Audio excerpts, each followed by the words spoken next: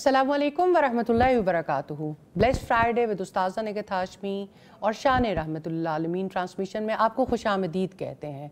अल्हम्दुलिल्लाह रबीउल अव्वल का महीना है और सीरत के बहुत सारे एंगल्स पर मुसलसल बात की जा रही है। रसूलुल्लाह सल्लल्लाहु अलैहि वसल्लम से मोहब्बत को बढ़ाने के लिए और ज़्यादा अपने रहनुमा से पहचान के लिए इस खुसूसी ट्रांसमिशन का सिलसिला जारी रहेगा इंशाअल्लाह। और मैं अल्लाह ताला से उम्मीद करती हूँ कि अल्लाह ताला इन जुहूद को कबूल फरमाए और हम सबको तौफीक दे कि हम अपने रहनुमा, अपने पैगंबर, सरवर आलम उनको और बेहतर तरीके से पहचान सके और उनके उसवा पर अमल करने के लिए तैयार हो जाएं।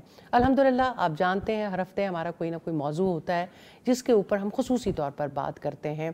आज थोड़ा सा पैटर्न इसलिए भी फ़र्क होगा, जैसा कि आप जानते हैं अल्हम्दुलिल्लाह उस्ताज़ा इस वक्त हमें यूके से ज्वाइन करेंगी। वो अल्लाह ताला का पैगाम पहुंचाने के लिए इस वक्त एक और सरज़मीन पर हैं और वहाँ पर कल प्रोग्राम्स का सिलसिला मुख्तलिफ़ हिस्सों में शुरू होने ही वाला है। लेकिन आज हमें ये सआदत हासिल हुई है कि वहाँ होते हुए भी अल्हम्दुलिल्लाह वो हमारे साथ यहाँ शरीके गुफ्तगू होंगी और इस प्रोग्राम का मुस्तकिल हिस्सा रहेंगी इंशाअल्लाह।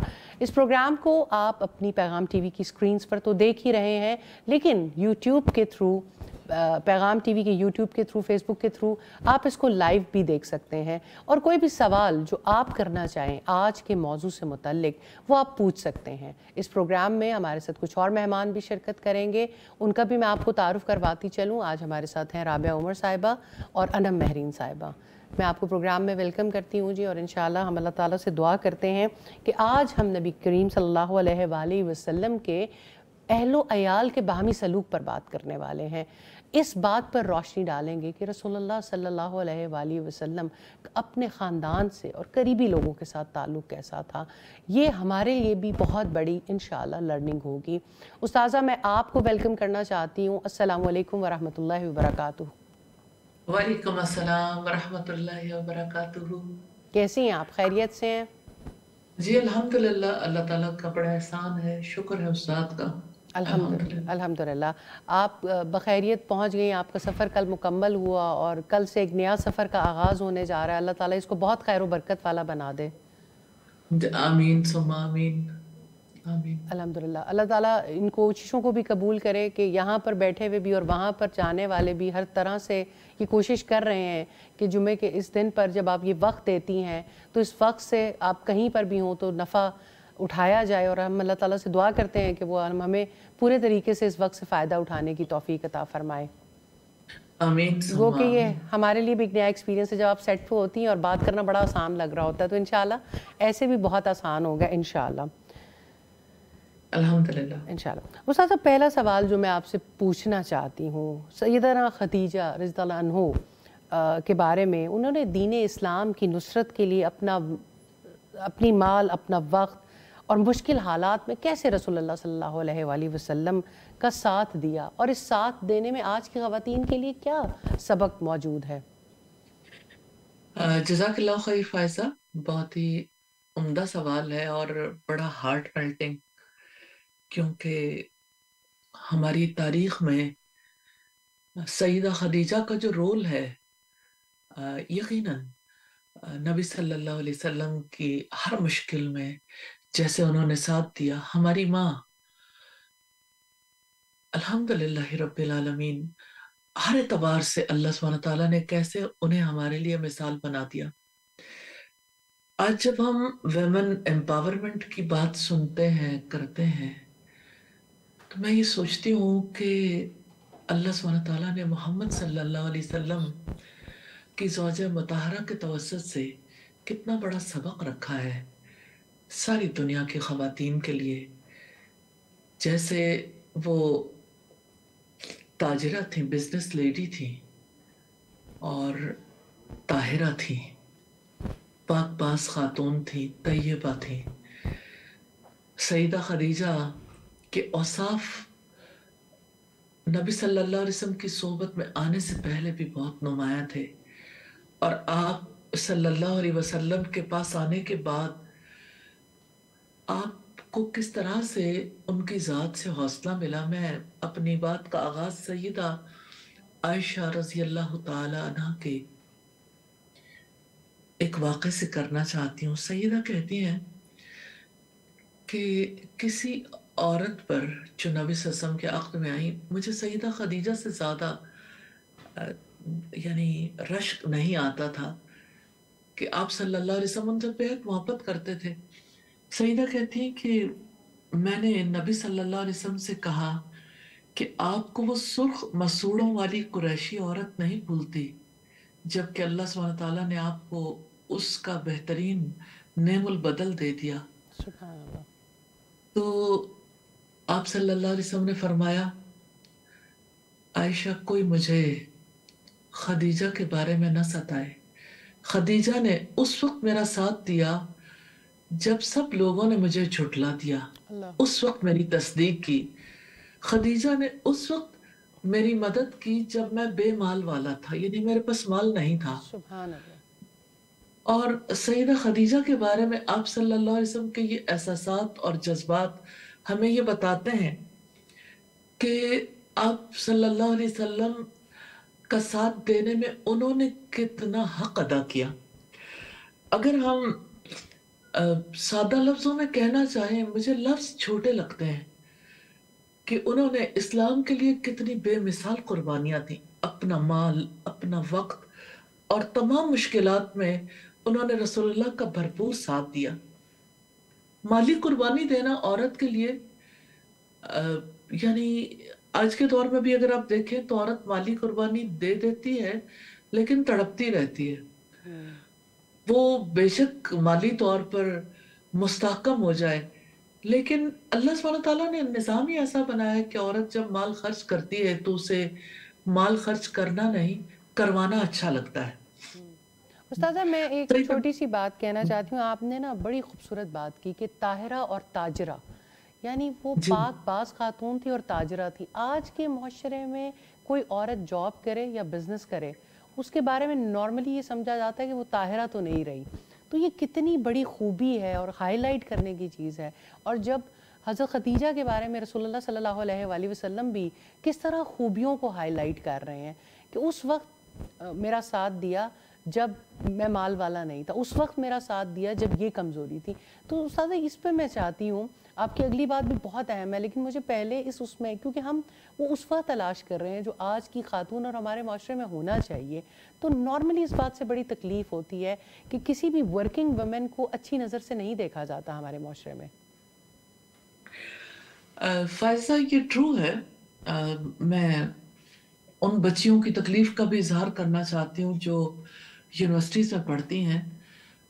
مجھے چونکہ خود بھی یونیورسٹی میں پڑھانے کا اتفاق رہا ہے، تو میں نے دیکھا کہ جب بچیاں محنت کرتی ہیں اور جس وقت وہ آگے نکل جاتی ہیں تو ایک ہتھیار ہے کہ بچی کو جو ہے وہ ایک ایسا یعنی اس کے لیے بات کہہ دی جاتی، اس کے بعد کوئی گنجائش ہی نہیں بچتی کہ اس کے کیریکٹر اسیسینیشن کی جاتی ہے کہ شاید یہ اس کی محنت کا نہیں، دراصل یہ کچھ اور کاموں کا صلہ ہے۔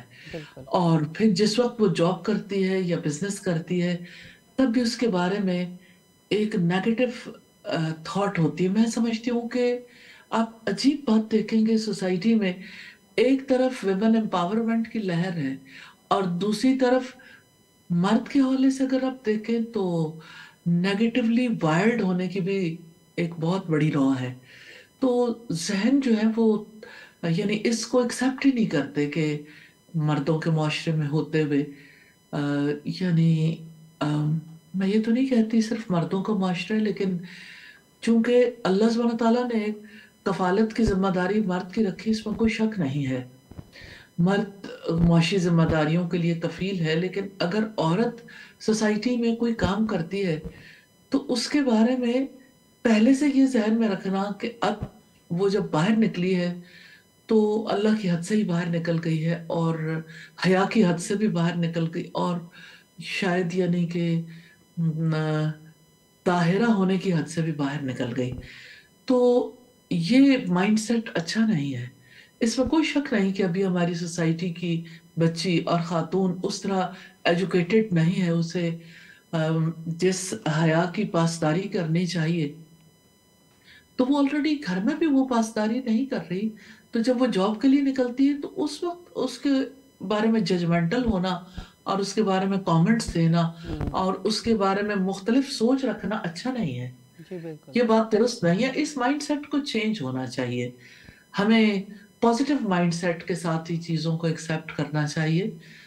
یہ بات اپنی جگہ امپورٹنٹ ہے کہ ہر ایک کو اللہ سبحانہ تعالیٰ کی حد میں رہنا چاہیے، لیکن اس کے لیے ہمیں یہ بھی دیکھنا چاہیے کہ ہم نے سوسائٹی کی بچیوں اور خواتین کو ایجوکیٹ کرنے کے لیے کتنا رول پلے کیا ہے. صحیح.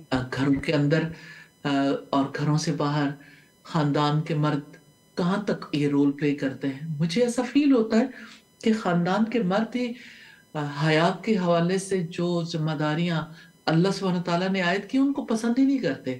یعنی ان لڑکیوں کے بارے میں جو حجاب کرتی ہیں، حیا کی پاسداری کرتی ہیں، ان کے گھر والوں کو یہی ڈر رہتا ہے کہ کس طرح سے ان کے رشتے ہوں گے، کیسے یہ اپنے یعنی سسرال کو سدھاریں گی. تو یہ بڑا انفارچونیٹ ہے کہ جب لڑکی گھر کے اندر ہو اور وہ جاب نہ کر رہی ہو اور وہ اس کے باوجود حیا کے تقاضوں کا خیال نہ کرتی ہو تو اس کے اوپر کامنٹ نہیں ہوں گے. لیکن جاب کرنے والی بچی کے بارے میں ایک یعنی نیگیٹو تھاٹ جو ہے وہ ضرور ذہن میں چلی جاتی ہے. بالکل. اگرچہ اس میں کمی آ رہی ہے لیکن یعنی اس کے اوپر بہت کافی کام زیادہ کرنے کی ضرورت ریزسٹنس کے بعد، یعنی یہی وجہ جو معاشرے میں ایک بہت بڑی ریزسٹنس کی بھی وجہ بن رہی ہے کہ جب بہت زیادہ تنقید کی جاتی ہے تو پھر بچیاں بھی بے باک ہو گئی ہیں. وہ کہتی ہیں کہ اس سے فرق نہیں پڑتا، جبکہ اس کو پازیٹیولی، کیونکہ ہمیں رول ماڈل ملتا ہے رسول اللہ کے خاندان سے. اسلام کی پہلی ترویج اور تبلیغ کا کام جو ہوا وہ سیدنا خدیجہ رضی اللہ عنہا کے مال سے ہوا، اور اللہ کے رسول صلی اللہ علیہ وآلہ وسلم نے اتنی بڑی گواہی دی ان کے حق میں. تو اس کا مطلب ہے کہ گنجائش تو موجود ہے اور اس کے اوپر اس کے لیے راستے ہموار کرنے چاہیے تاکہ یہ جو ایک معاشرے میں بچیوں میں ریزسٹنس آتی ہے اور پھر وہ بے باک ہو جاتی ہیں بہت زیادہ، اس کے لیے پھر گنجائش پیدا نہ ہو. ہاں، لیکن میں یہ بھی کہنا چاہتی ہوں کہ سیدہ خدیجہ نے رسول اللہ کے مشن کا ساتھ دیا تھا اور مشن کے لیے آپ کی ہر طرح سے مالی معاونت کی تھی. جی عام طور پر جو بچیوں اور خواتین کے بارے میں یہ سمجھا جاتا ہے کہ وہ صرف گھر کے خاندان کے افراد کی کفالت کے لیے باہر نکلیں. تو میں میسج دینا چاہتی ہوں تمام اپنی بیٹیوں کو، اپنی بہنوں کو، کہ وہ اگر مالی طور پر مستحکم ہو جائیں تو ان کی جو بنیادی ذمہ داری ہے وہ وہی ہونی چاہیے جو سیدہ خدیجہ کی تھی، بالکل. کہ وہ اس دین کی حفاظت کے لیے اپنا مال ضرور خرچ کریں. اور مردوں کو بھی رول ماڈل تو بننا چاہیے کہ وہ بھی دین کی حفاظت کے لیے اپنا کردار ادا کریں. معاشی بھاگ دوڑ میں لگے رہنا اور صرف اس دنیا کے لیے کمانا ہی ایک مسلمان کا مطلوب نہیں ہونا چاہیے. اس دنیا سے بعد ایک دنیا اور آنے والی ہے جہاں ہمارے اعمال ہی کام آنے والے ہیں. تو مال بھی وہی آسن ہے جو ہمارا صالح عمل بن جائے، صالح اعمال میں تبدیل ہو جائے. صحیح. تو ہم دیکھ رہے تھے کہ سیدہ خدیجہ نے اپنا مال لگایا اور ابتدائی دور میں رسول اللہ کو بہت سہارا ملا اور آپ کو اپنی دعوت کے کام میں اس سے بہت بڑی مدد ملی. اور سیدہ خدیجہ نے اپنا وقت لگایا. دیکھیں رسول اللہ صلی اللہ علیہ وسلم کے پاس جب وقت اپنے بچوں کے لیے تھوڑا کم ہوتا تھا، یہ تو نہیں ہے کہ آپ نے وقت نہیں دیا، وقت تو ضرور دیا، ہمیشہ ہی دیا، لیکن جب بہت زیادہ مشکلات آ گئی تھیں اور بچوں کو بہت زیادہ وقت دینے کی ضرورت تھی تو سیدہ خدیجہ نے اپنے تمام اہل خاندان کو وقت دیا، محبت دی. اور جب رسول اللہ کو بہت زیادہ تکالیف کا سامنا کرنا پڑتا تھا، مخالفت کا سامنا کرنا پڑتا تھا، سیدہ خدیجہ آپ صلی اللہ علیہ وسلم کو بے حد حوصلہ دیتی تھی، ہر طرح سے ساتھ کھڑی رہتی تھی. اور جب آپ کو شدید مشکلات پیش آئیں، جیسے لاک ڈاؤن ہوا شیب ابی طالب میں، آپ کو محصور ہونا پڑا اپنے اہل خاندان کے ساتھ، قریش نے آپ کا بائیکاٹ کیا، تو سیدہ خدیجہ نے ان حالات میں بھی صبر و استقامت دکھائی، رسول اللہ کا بھرپور ساتھ دیا. اور آپ نے یہ سوال کیا تھا کہ آج کی خواتین کے لیے کیا سبق ہے، تو خواتین کو سیدہ خدیجہ کی طرح اپنے خاندان اور دین کی خدمت میں اپنا کردار ادا کرنا چاہیے. وہ اپنا مال اور وقت اور اپنی صلاحیتیں خیر کے کاموں میں استعمال کر سکتی ہیں، اور انہیں کرنا چاہیے، اور مشکلات اور چیلنجز کا سامنا کرتے ہوئے صبر اور حوصلہ دکھانا چاہیے، اور خواتین کو اپنے شوہروں کا مددگار بننا چاہیے۔ میں خاص طور پر یہ بات کہنا چاہتی ہوں جب وہ دین کے کاموں میں مشغول ہوں۔ سیدہ خدیجہ کا کردار ہمیں بتاتا ہے کہ دین کے راستے میں ہر قسم کی قربانی بہت اہمیت رکھتی ہے، اسی سے دین کو مضبوطی ملتی ہے۔ اللہ سبحانہ تعالیٰ ہمیں توفیق دے کہ ہم سیدہ خدیجہ کے اسوہ پر چل سکیں، اور اپنی ماں کے پیروی کرتے کرتے ہم بھی اللہ سبحانہ تعالیٰ کی رضا حاصل کر سکیں۔ آمین آمین آمین۔ آمین، جزاک اللہ خیر استاذہ دوسرا سوال جو میں آپ سے پوچھنا چاہتی ہوں کہ رسول اللہ صلی اللہ علیہ وآلہ وسلم کا حضرت عائشہ رضی اللہ عنہ سے بہت قلبی لگاؤ نظر آتا ہے، اور اس کا اظہار بھی رسول اللہ فرمایا کرتے تھے، اور باقی ازواج جو ہے وہ تھوڑا سا اس پہ محسوس بھی کرتی تھیں۔ آپ اس کے اوپر بھی ضرور روشنی ڈالیں۔ جزاک اللہ خیر فائزہ۔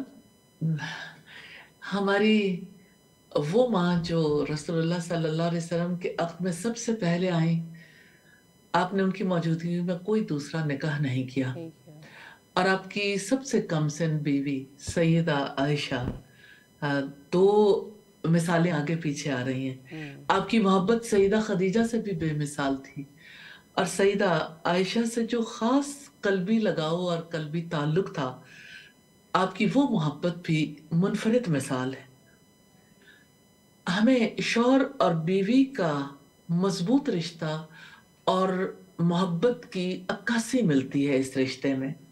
آپ صلی اللہ علیہ وسلم نے اپنی ازواج مطہرات کے ساتھ حسن سلوک کی بہترین مثال قائم کی، لیکن سیدہ عائشہ سے جو خصوصی محبت تھی، اس کی کچھ چیزیں میں آپ کے سامنے ضرور رکھنا چاہتی ہوں، اور یہ بہت بڑی اگزامپل ہے سوسائٹی کے تمام مردوں کے لیے، اور مردوں کو بھی نبی صلی اللہ علیہ وسلم کے اسوہ پر عمل کرنا چاہیے، جس میں پہلی چیز اظہار محبت ہے۔ ریلی یہ بہت بڑی بات ہے۔ سیدہ عائشہ سے اظہار محبت کرنے میں رسول اللہ ذرا برابر نہیں جھجکتے تھے۔ ایک موقع پر نبی صلی اللہ علیہ وسلم سے پوچھا گیا، آپ کو سب سے زیادہ محبت کس سے ہے؟ تو آپ نے فوراً سیدہ عائشہ صدیقہ رضی اللہ تعالی عنہ کا نام لیا۔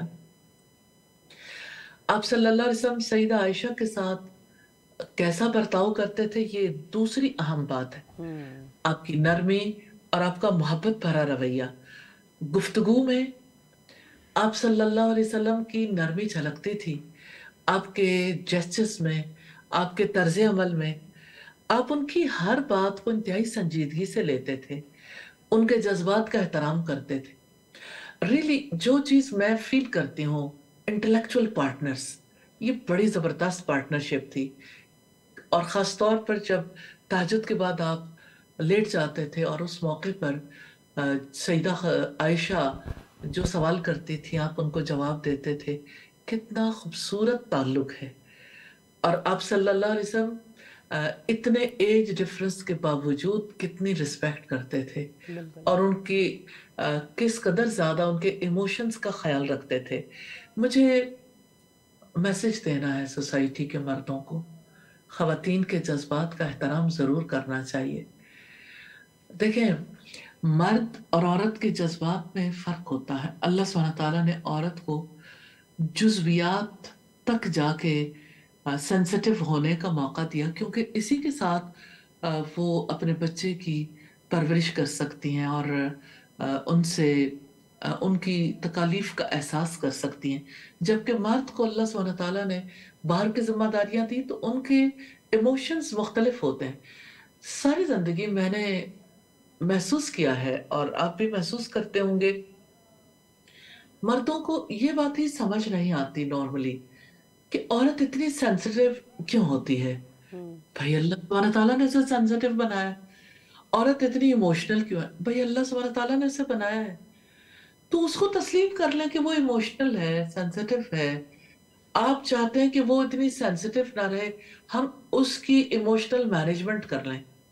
تو رسول اللہ صلی اللہ علیہ وسلم نے کتنی پیاری بات کہی تھی کہ عورت کی مثال جو ہے وہ پسلی کی طرح ہے نا، کہ پسلی کو اگر سیدھا کرو گے ٹوٹ جائے گی، اور اگر یعنی اسی طرح سے رہنے دو گے تو ظاہر اپنی اصلی حالت پہ رہے گی، نرمی کے ساتھ برتاؤ کرنا ہی مناسب ہے، اور رسول اللہ صلی اللہ علیہ وسلم کا اس وقت تمام مردوں کے لیے قابل اتباع ہے۔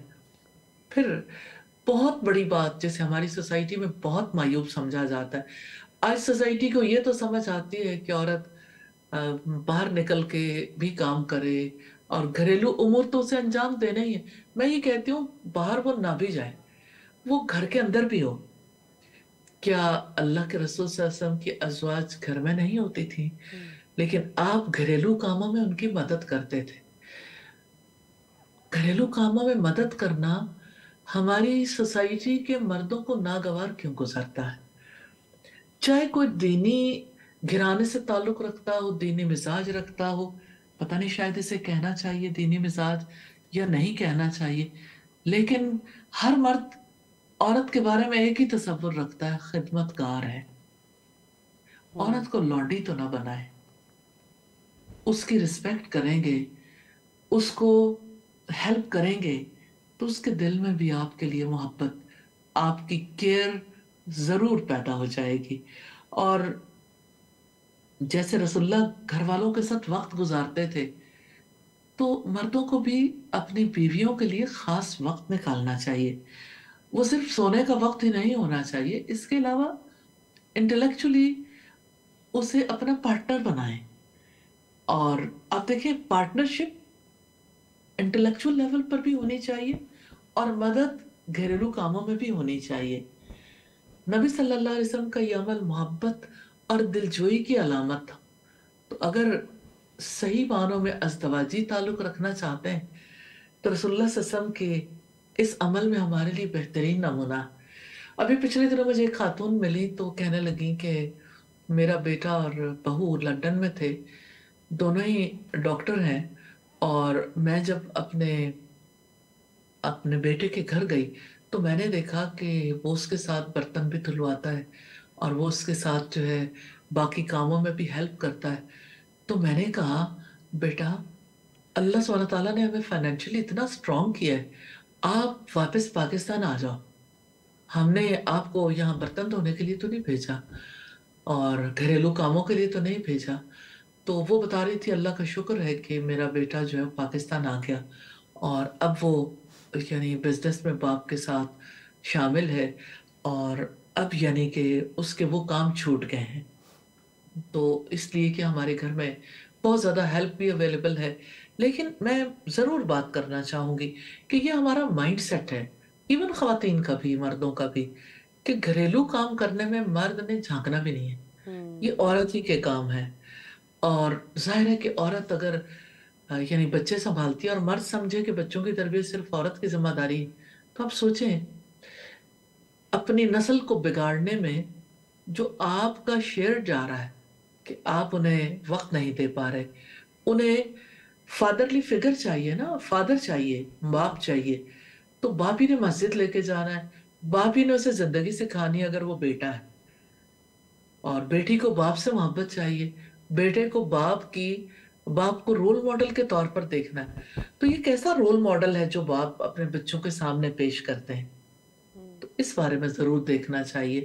اور پھر جہاں تک مشترکہ طور پر وقت گزارنے کا تعلق ہے تو آپ صلی اللہ علیہ وسلم وقت گزارنے کے مواقع تلاش کرتے تھے، چاہے وہ سفر میں ہو، گھر میں ہو، آپ سیدہ کے ساتھ کھیلتے تھے، باتیں کرتے تھے، کھانا کھاتے تھے، سبحان اللہ۔ یعنی آپ دیکھیں کہ یہ ایک ٹرو فرینڈشپ ہے اور بہت ہی خوبصورت دوستی اور آپس کی محبت ہے۔ پھر جب سیدہ خدیجہ بیمار ہوتی ہیں، اور یہ بہت ضروری ہے بیماری میں خیال رکھنا، تو آپ صلی اللہ علیہ وسلم خصوصی طور پر ان کا خیال رکھتے تھے، ان کے آرام کا، ان کے سکون کا، اور توجہ اور محبت کے ساتھ ان سے سلوک کیا کرتے تھے، ان کے احساسات کی قدر کرتے تھے، ان کی رائے کو اہمیت دیتے تھے۔ آپ نے کبھی سیدہ عائشہ کے ساتھ سختی نہیں کی، ساری ازواج کے ساتھ ہی آپ محبت بھرا سلوک کرتے تھے، لیکن خصوصی طور پر سیدہ عائشہ کے ساتھ ہمیشہ محبت اور توجہ کے ساتھ پیش آئے، اور آپ کا یہ رویہ آج کے دور میں بھی ہمارے لیے ایک بہت بڑی بہترین مثال ہے. جی اس جزاک سے ہمیں اللہ. سبق ملتا ہے کہ ہم اپنے پارٹنر کے ساتھ، شوہر اپنی بیویوں کے ساتھ محبت، احترام اور توجہ سے پیش آئیں. جزاک اللہ خیر یہ استاذہ. میں معذرت خواہ ہوں، ایک کالر ہے مسلسل لائن پہ، وہ آپ سے بات کرنا چاہتی ہیں، تو ہم انہیں بھی اپنی لائن پر ساتھ ہی لیں گے تاکہ وہ آپ سے ڈائریکٹ سوال پوچھ سکیں. جی سیدہ دست زہرا ہیں ایبٹ آباد سے. جی السلام علیکم. السلام علیکم. وعلیکم السلام. کیسی ہیں آپ؟ ٹھیک جی ہے. اللہ کا شکر الحمدللہ. میرا سوال ہے میڈم سے کہ جیسے کہ آج کا موضوع کے مطابق بات چل رہی ہے کہ عورت کو بھی ایک اچھی تعلیم حاصل کرنے کے لیے فیسیلیٹیٹ کیا جائے نا. صحیح. تو جیسے کہ اب آپ کو پتہ ہے کہ ہوتے ہیں کچھ اس طرح کی لائک خواتین ہوتی ہیں کہ جن کو اسکالرشپ ہوتی ہے یا فارن یونیورسٹیز وغیرہ میں ان کو اویلیبلٹی ہوتی ہے کہ وہ وہاں جائیں، لیکن ہماری سوسائٹیز میں بہت بیریئر کاز کرتی ہے. مطلب پیرنٹس کو ہائپر کیا، پیرنٹس تک باتیں لے کے آئے کہ بھائی یونیورسٹی میں یہ ہوتا ہے وہ ہوتا ہے، مطلب ایک غلط مائنڈ سیٹ نا. تو اس مائنڈ سیٹ کو ٹھیک کرنے کے لیے بھی تو اقدامات ہونے چاہیے نا کہ سوسائٹی کا مائنڈ سیٹ کس طرح سے ٹھیک کیا جائے. جیسے اب میں خود ایک نرسنگ پروفیشن میں ہوں تو میں یہ چیز دیکھتی ہوں کہ جب میں کسی کو بتاتی ہوں کہ میں آئی ایم ڈوئنگ نرسنگ، تو ان کا مائنڈ سیٹ، حالانکہ ہاسپٹل میں جا کے دیکھیں ایچ اینڈ ایوری جو ہے نرس کر رہی ہوتی ہے، لیکن ان کا مائنڈ سیٹ ہوتا ہے کہ یہ ایک غلط پروفیشن ہے. تو یہ اس مائنڈ سیٹ کے حوالے سے آپ بات کریں کہ جو سوسائٹی کا مائنڈ سیٹ ہے اس کو ہم کس طرح سے تبدیل کر سکتے ہیں. کچھ حوالہ دے کے، آپ کوئی اسلامی حوالہ دے کے کہ ہم اس کو ان کو کس طرح سے سمجھائیں کہ یہ چیز غلط نہیں ہے. صحیح. بہت شکریہ جی. ہم نے شروع میں بھی اسی سے بات کا آج آغاز کیا اور تھوڑی سی گفتگو اس پہ کی ہے. استاذہ یہ وہی سوال ہے جو دوبارہ سامنے آیا ہے کہ جو بھی خاتون پڑھنے جانا چاہتی ہے یا سوسائٹی میں جا کے کام کرتی ہے تو ان کے بارے میں رائے یہی ہے. پھر بھی اگر آپ رہنمائی مزید کر سکیں اس بارے میں. جزاک اللہ خیر فائزہ. بیٹا بہت ہی آپ نے اہم طرف توجہ دلائی ہے، اور خاص طور پہ نرسنگ کے پروفیشن کے حوالے سے. جی مجھے یہ ضرور کہنا ہے کہ جو تکلیف ہماری بچیاں، ہماری بیٹیاں اٹھاتی ہیں اور خواتین اٹھاتی ہیں، کوئی مرد اس کا تصور ہی نہیں کر سکتا. ایک عورت پر جب کوئی اس انداز سے نظر ڈالتا ہے کہ یہ پاک باز نہیں ہے اور یہ اچھا کام نہیں کر رہی، تو ایسا تو نہیں ہے کہ ایک عورت نظروں کو پہچانتی نہیں ہے. میں یہ ضرور کہنا چاہتی ہوں کہ بچیوں اور خواتین کو اس بات کی پرواہ نہیں کرنی چاہیے، دیکھنا نہیں چاہیے کہ کوئی ان کے بارے میں کیا سوچتا ہے. لیکن مردوں سے یہ ضرور کہنا چاہتی ہوں کہ اگر سوسائٹی سے نرسنگ کا پروفیشن ختم ہو گیا ان نظروں کی وجہ سے، اس مائنڈ سیٹ کی وجہ سے، تو کیا اس سوسائٹی میں یہ سارے کام جو ہے وہ اسی طرح سے چل سکیں گے؟ کتنا بڑا رول ہے نرسز کا، جن کی وجہ سے یعنی ہمارے یہاں بیماریوں کے تدارک کے لیے کام کیا جاتا ہے ہاسپٹلز میں، کلینکس میں. یہ غور کرنے کی بات ہے، اور ریلی عرب ممالک نے اس بات پر بہت توجہ دی ہے، اور ان کے یہاں نرسنگ کے پروفیشن کو لوگ برا خیال نہیں کرتے. نہ ہی خواتین جو کام کرنے کے لیے نکلتی ہیں ان کے بارے میں لوگ ایسے ججمنٹل ہوتے ہیں. میں نے عرب ممالک کی خصوصی طور پر اس لیے بات کی ہے کہ جہاں لوگ ہم سے بہتر دین کو فالو کر رہے ہیں، ہر طرح کے لوگ موجود ہیں، لیکن اوور آل کمیونٹی زیادہ ہے وہاں پہ جو نماز زیادہ بہتر طور پر ادا کرتے ہیں، جو ہم سے زیادہ نیکی کے کام بڑھ بڑھ کے کرتے ہیں. تو میں نے اس لیے اگزامپل دی ہے کہ وہاں کہ مرد جو ہے وہ عورت کو اس نظر سے نہیں دیکھتے نارملی. اسی وجہ سے وہاں یہ چیزیں جو ہیں وہ زیادہ ریسپیکٹفلی آگے بڑھ رہی ہیں. اچھا، اب یہ ہے کہ عورت کے بارے میں یعنی یہ سوچنا کہ یعنی وہ جب پروفیشنل لائف اختیار کرے گی، خاص طور پہ چونکہ سوال کیا بیٹی نے نرسنگ کے پروفیشن کا، تو میں ضرور اس حوالے سے کہنا چاہتی ہوں کہ آپ اس بارے میں یہ سوچ سکتے ہیں کہ اس پروفیشن کو بہتر بنانے کے کیا راستے ہو سکتے ہیں، یا اس ایجوکیشن کے لیے ہمیں سوسائٹی میں کیا کام کرنا چاہیے، تو یہ کام وہاں کرنا چاہیے، ارباب اقتدار کے سامنے باتیں رکھنی چاہیے. اس کے لیے یعنی آپ محافظ اور مددگار بن کے اٹھیں کہ ہماری بیٹیاں اور ہماری بہنیں جو ہیں وہ جب تعلیم حاصل کریں تو انہیں زیادہ بہتر مواقع دیے جائیں تاکہ وہ اپنی حیا کی زیادہ بہتر حفاظت کر سکیں. اصل میں ایسے اور انتظامات زیادہ کرنے کی ضرورت ہے کہ وہ اپنی حیا کی حفاظت کر سکیں اور اپنے معاملات کو اچھے انداز سے لے کے چل سکیں. اس ٹریننگ کی بہرحال اپنی جگہ، اور اسی طرح ٹریننگ کے دوران بھی اور پھر جاب کرتے ہوئے بھی، تو جہاں آپ کو فیل ہوتا ہے اور آپ یہ محسوس کرتے ہیں کہ یہ اللہ کی حد کے اندر نہیں ہے، تو حدود میں لانے کے لیے صرف بچی کو ہی کیوں جو ہے وہ بری نظر سے دیکھا جائے.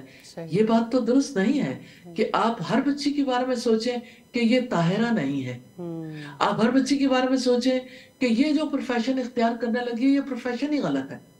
نہ پروفیشن غلط ہے، نہ بچی کا یہ کام کرنا غلط ہے.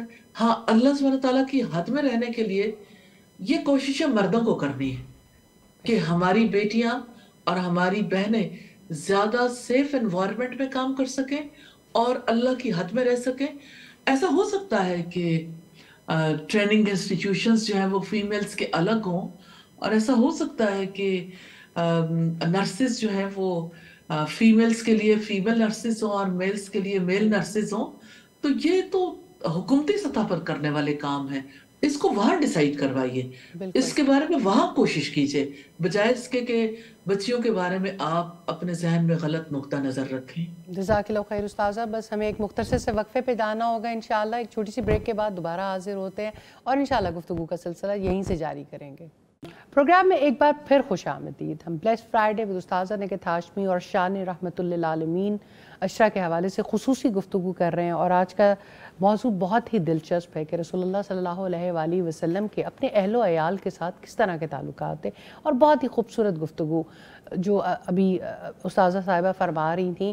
استاذہ بہت ہی اچھا بھی لگ رہا ہے، اور ہم یہ بھی دیکھ رہے ہیں کہ الحمدللہ ہمیں یہ ڈر تھا کہ پتہ نہیں آپ اتنی دور سے ہم آواز ٹھیک طریقے سے لے پائیں گے نہیں لے پائیں گے.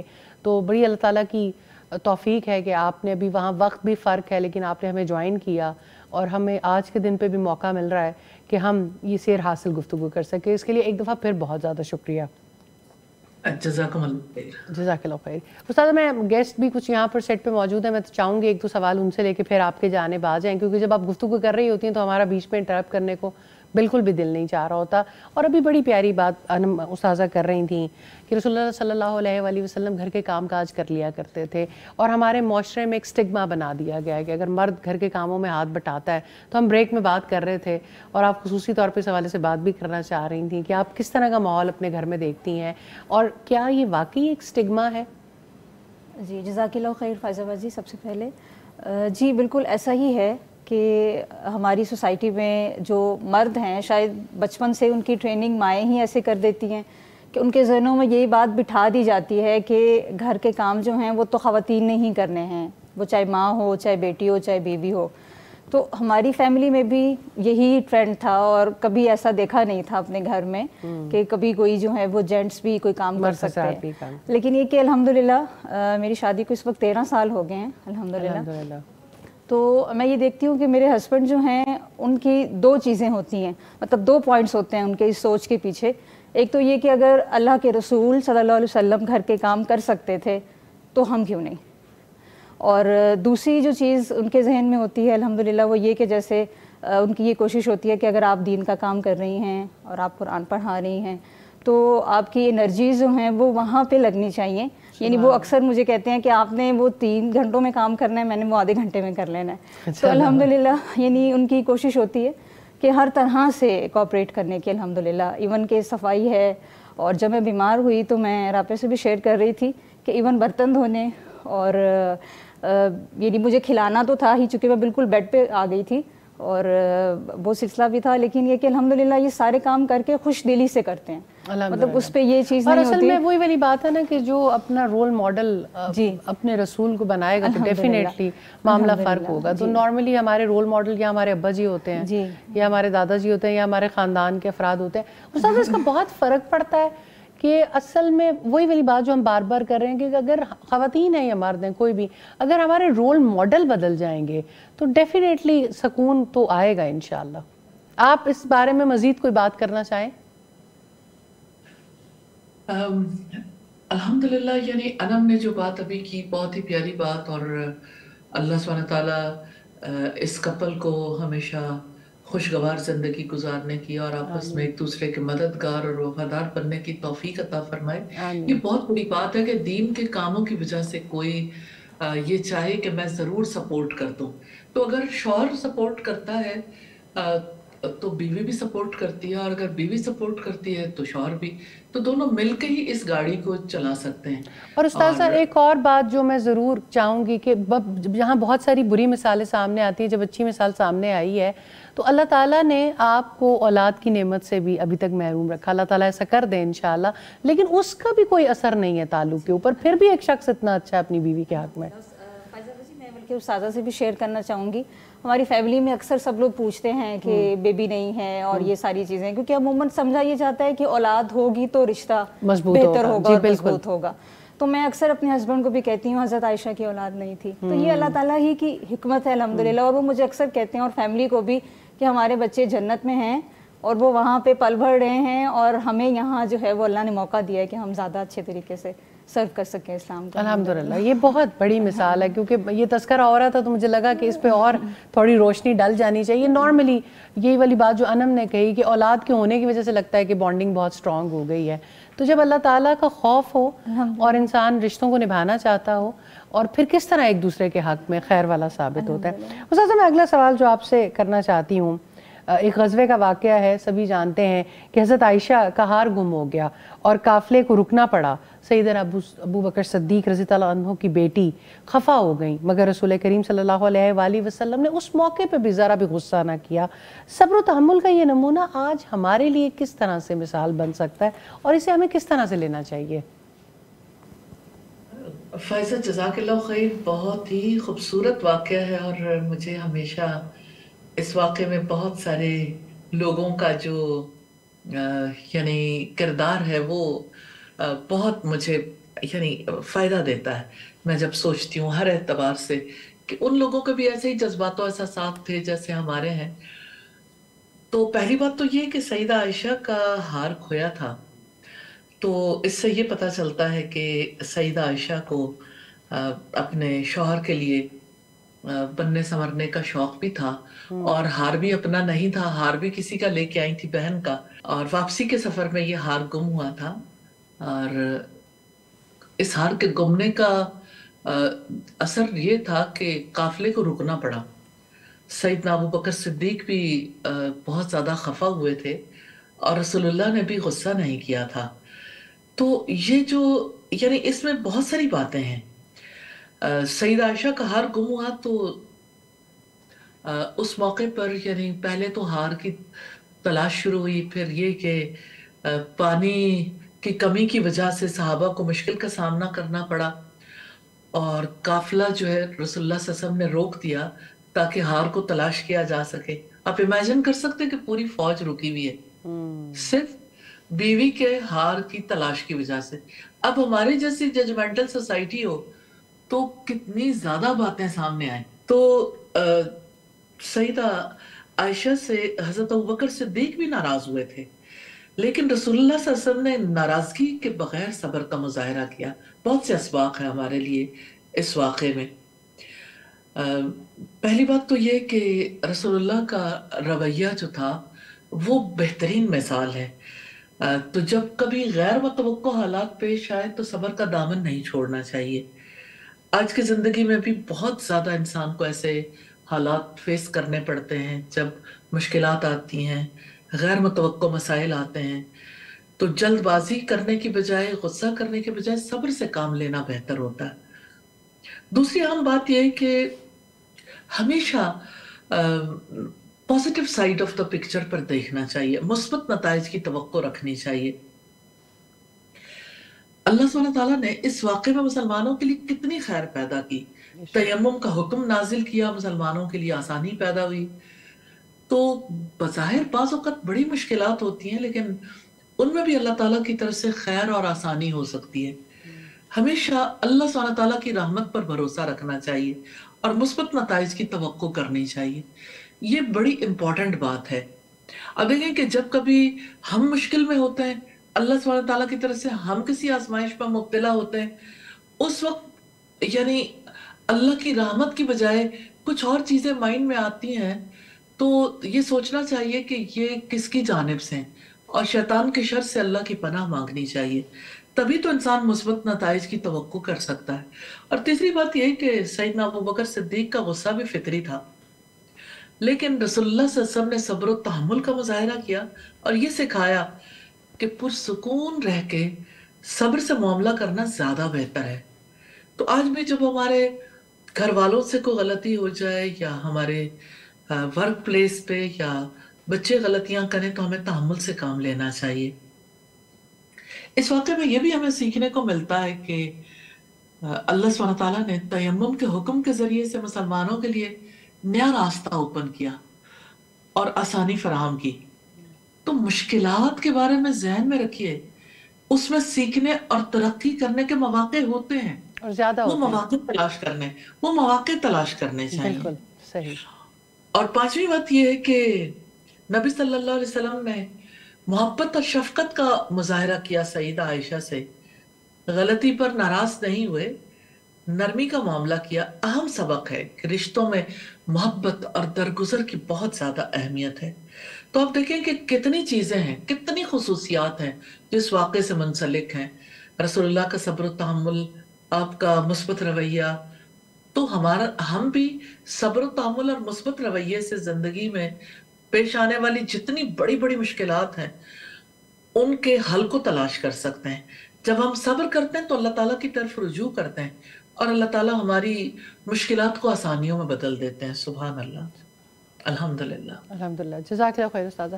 رابعہ، آپ سے بھی میرا یہی سوال ہے، کتنا خوبصورت واقعہ ہے اور رسول اللہ صلی اللہ علیہ وسلم کا صبر نظر آتا ہے، حضرت عائشہ کے فطری سا غصہ بھی ہے، اور پھر اس واقعے سے کس طرح سے دیکھتی ہیں آپ اس کو؟ ہمیشہ جب یہ واقعہ ہم سنتے ہیں الحمدللہ، اس میں رسول اللہ صلی اللہ علیہ وسلم اور حضرت عائشہ کا جو آپس کا تعلق ہے کہ اس موقع پر جب حضرت ابوبکر صدیق رضی اللہ عنہ آئے تو نبی صلی اللہ علیہ وسلم حضرت عائشہ کی گود میں سر رکھ کر سو رہے تھے، اور مطلب اتنا ریلیکس ان کو بھی کرنا الحمدللہ. اور پھر یہ ہے کہ سیدنا ابوبکر صدیق رضی اللہ عنہ کا غصہ کرنا اور سیدہ عائشہ کا برداشت بھی کرنا، اور یہ ہے کہ کہیں نبی صلی اللہ علیہ وسلم ڈسٹرب نہ ہو جائے. تو ہمارے معاشرے میں اگر ہم دیکھیں، ابھی استاذہ جی جیسے بات کر رہی تھیں پہلے اس میں بریک سے پہلے کہ ایک لونڈی کا درجہ دیا جاتا ہے بیوی کو. ہمارے ہاں ویسے بھی ٹپیکل خاندانوں میں یہ سمجھا جاتا ہے، مطلب وہ جو ایک سٹیٹس ہوتا ہے نا عورت کا، امیجن بھی نہیں کر سکتی ہماری سوسائٹی کہ اتنے بڑے واقعے میں، اور یہ ہے کہ پوری فوج بیوی کی وجہ سے بیٹھی ہوئی ہے. کوئی چھوٹی سی بھی غلطی ہو جائے تو اتنا زیادہ اس کو کنڈیم کرنا، اور وہ والا درجہ نہیں دیا جاتا جو ایک بیوی کا درجہ ہوتا ہے، بلکہ واقعی لونڈی کا درجہ ہی دیا جاتا ہے. تو یہ ہمارے لیے بہت بڑا سبق ہے الحمدللہ. اور اس میں حضرت عائشہ رضی اللہ عنہ کا ایک یہ والا اینگل جو سر جی نے بھی سامنے رکھا کہ وہ رسول اللہ صلی اللہ علیہ وسلم کے لیے تیار بھی ہوا کرتی تھیں الحمدللہ، زینت اختیار کرتی، اور یہ اتنا خوبصورت ہے. مجھے ایسا لگتا ہے کہ شاید مرد اس بات کو جو نبی صلی اللہ علیہ وسلم نے عورت پر احسانات کیے ہیں اس کی سینسٹیوٹی کو نہیں سمجھ سکتا جیسے خواتین خود سمجھتی ہیں الحمدللہ، کہ یہ ایک عورت کے لیے کتنی بڑی بات ہے کہ اس کا شوہر جو ہے اس پر غصہ نہیں کر رہا اور پورا قافلہ بھی رکوا دیا اس کے لیے. یہ اس کے لیے کتنی بڑی بات ہے الحمدللہ. الحمدللہ. استاد صاحب، بہت سارے اینگل ہیں جو ہمیں رسول اللہ صلی اللہ علیہ وآلہ وسلم کی زندگی سے نظر آتے ہیں، اور ہمارے لیے ہم سم ٹائم ان کو بس سیرت کے واقعات سمجھ کے پڑھ کے آگے گزر جاتے ہیں. ایسے مواقع پر جب انسان خصوصی طور پہ کسی ایک اینگل سے نشست کرتا ہے، جیسے کہ آج ہم رسول اللہ صلی اللہ علیہ وآلہ وسلم کے اپنے اہل و عیال کے ساتھ معاملات کو دیکھ رہے ہیں، تو یقیناً ہم خواتین اور مرد حضرات اور سبھی کے لیے سوسائٹی میں ایک وہ مشعل راہ ہیں. میں دیکھتی ہوں کہ رسول اللہ صلی اللہ علیہ وسلم کی عمر 25 سال ہوتی ہے، حضرت خدیجہ سے شادی ہوتی ہے 40 سال کی عمر میں، پھر حضرت عائشہ سے شادی ہوتی ہے 9 یا 12 سال، جو بھی ایک ہمیں رائے ملتی ہے. آج کا معاشرہ یہ ساری چیزوں کو انڈرسٹینڈ کرنے کے لیے کسی صورت تیار نہیں ہے. یعنی اگر 25 سال کا لڑکا 40 سال کی لڑکی سے شادی کرتا ہے یا خاتون سے شادی کرتا ہے تو آج تک یہی ایکسیپٹنس نہیں آ سکی یہ ہو کیسے سکتا ہے. اگر ایک بڑی عمر کا مرد ایک چھوٹی لڑکی سے شادی کرتا ہے تو آخر اتنا واویلا اور شور کیوں ہے اس بات کے اوپر. اور جیسے ہمیں تعدد ازواج کا بارے میں ملتا ہے کہ ایک سے زیادہ بیویاں تھیں رسول اللہ صلی اللہ علیہ وآلہ وسلم کی, تو خواتین ایسے لگتا ہے تلواریں لے کے اور تو کسی بات پہ کھڑی نہیں ہوں گی پر اس بات پہ ضرور کھڑی ہو جائیں گی. آخر کیوں نہیں ہم رسول اللہ صلی اللہ علیہ وآلہ وسلم کی زندگی سے سیکھنے کے لیے تیار؟ فائزہ جی جزاک اللہ خیر. بات یہ ہے کہ آئیڈیلز بدل گئے نا, رول ماڈل بدل گئے.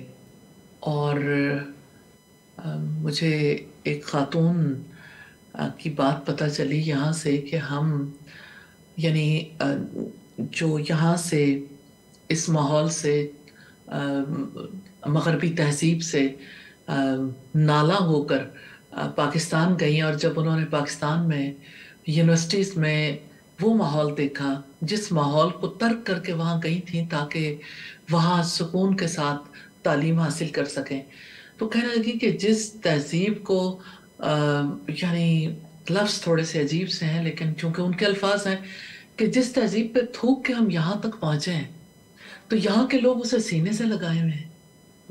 تو بات یہ ہے کہ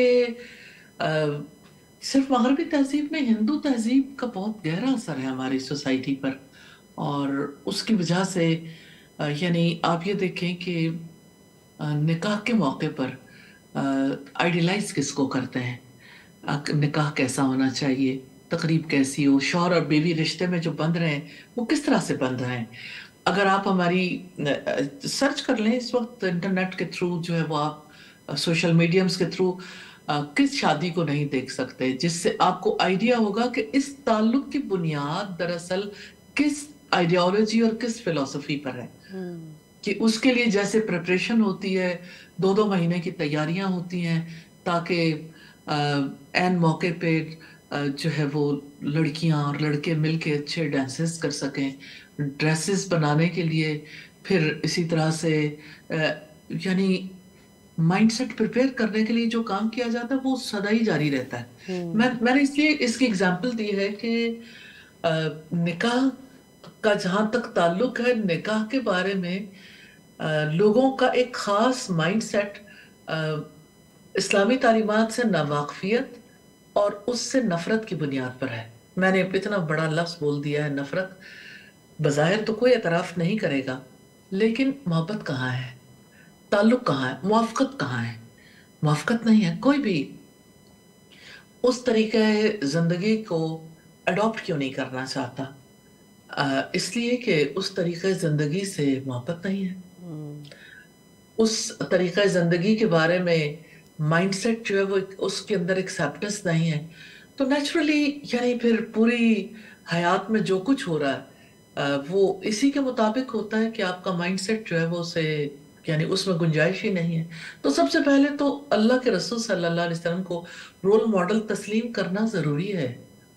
مجھے ضرور اپنے پیاروں سے کہنا ہے, اپنے مسلمان بہن بھائیوں سے, کہ اللہ سبحانہ تعالیٰ نے ہمارے لیے, ہماری نسلوں کے لیے, ہم سے پہلوں کے لیے, ہم سے بعد والوں کے لیے محمد صلی اللہ علیہ وسلم کو رول ماڈل بنایا. بالکل.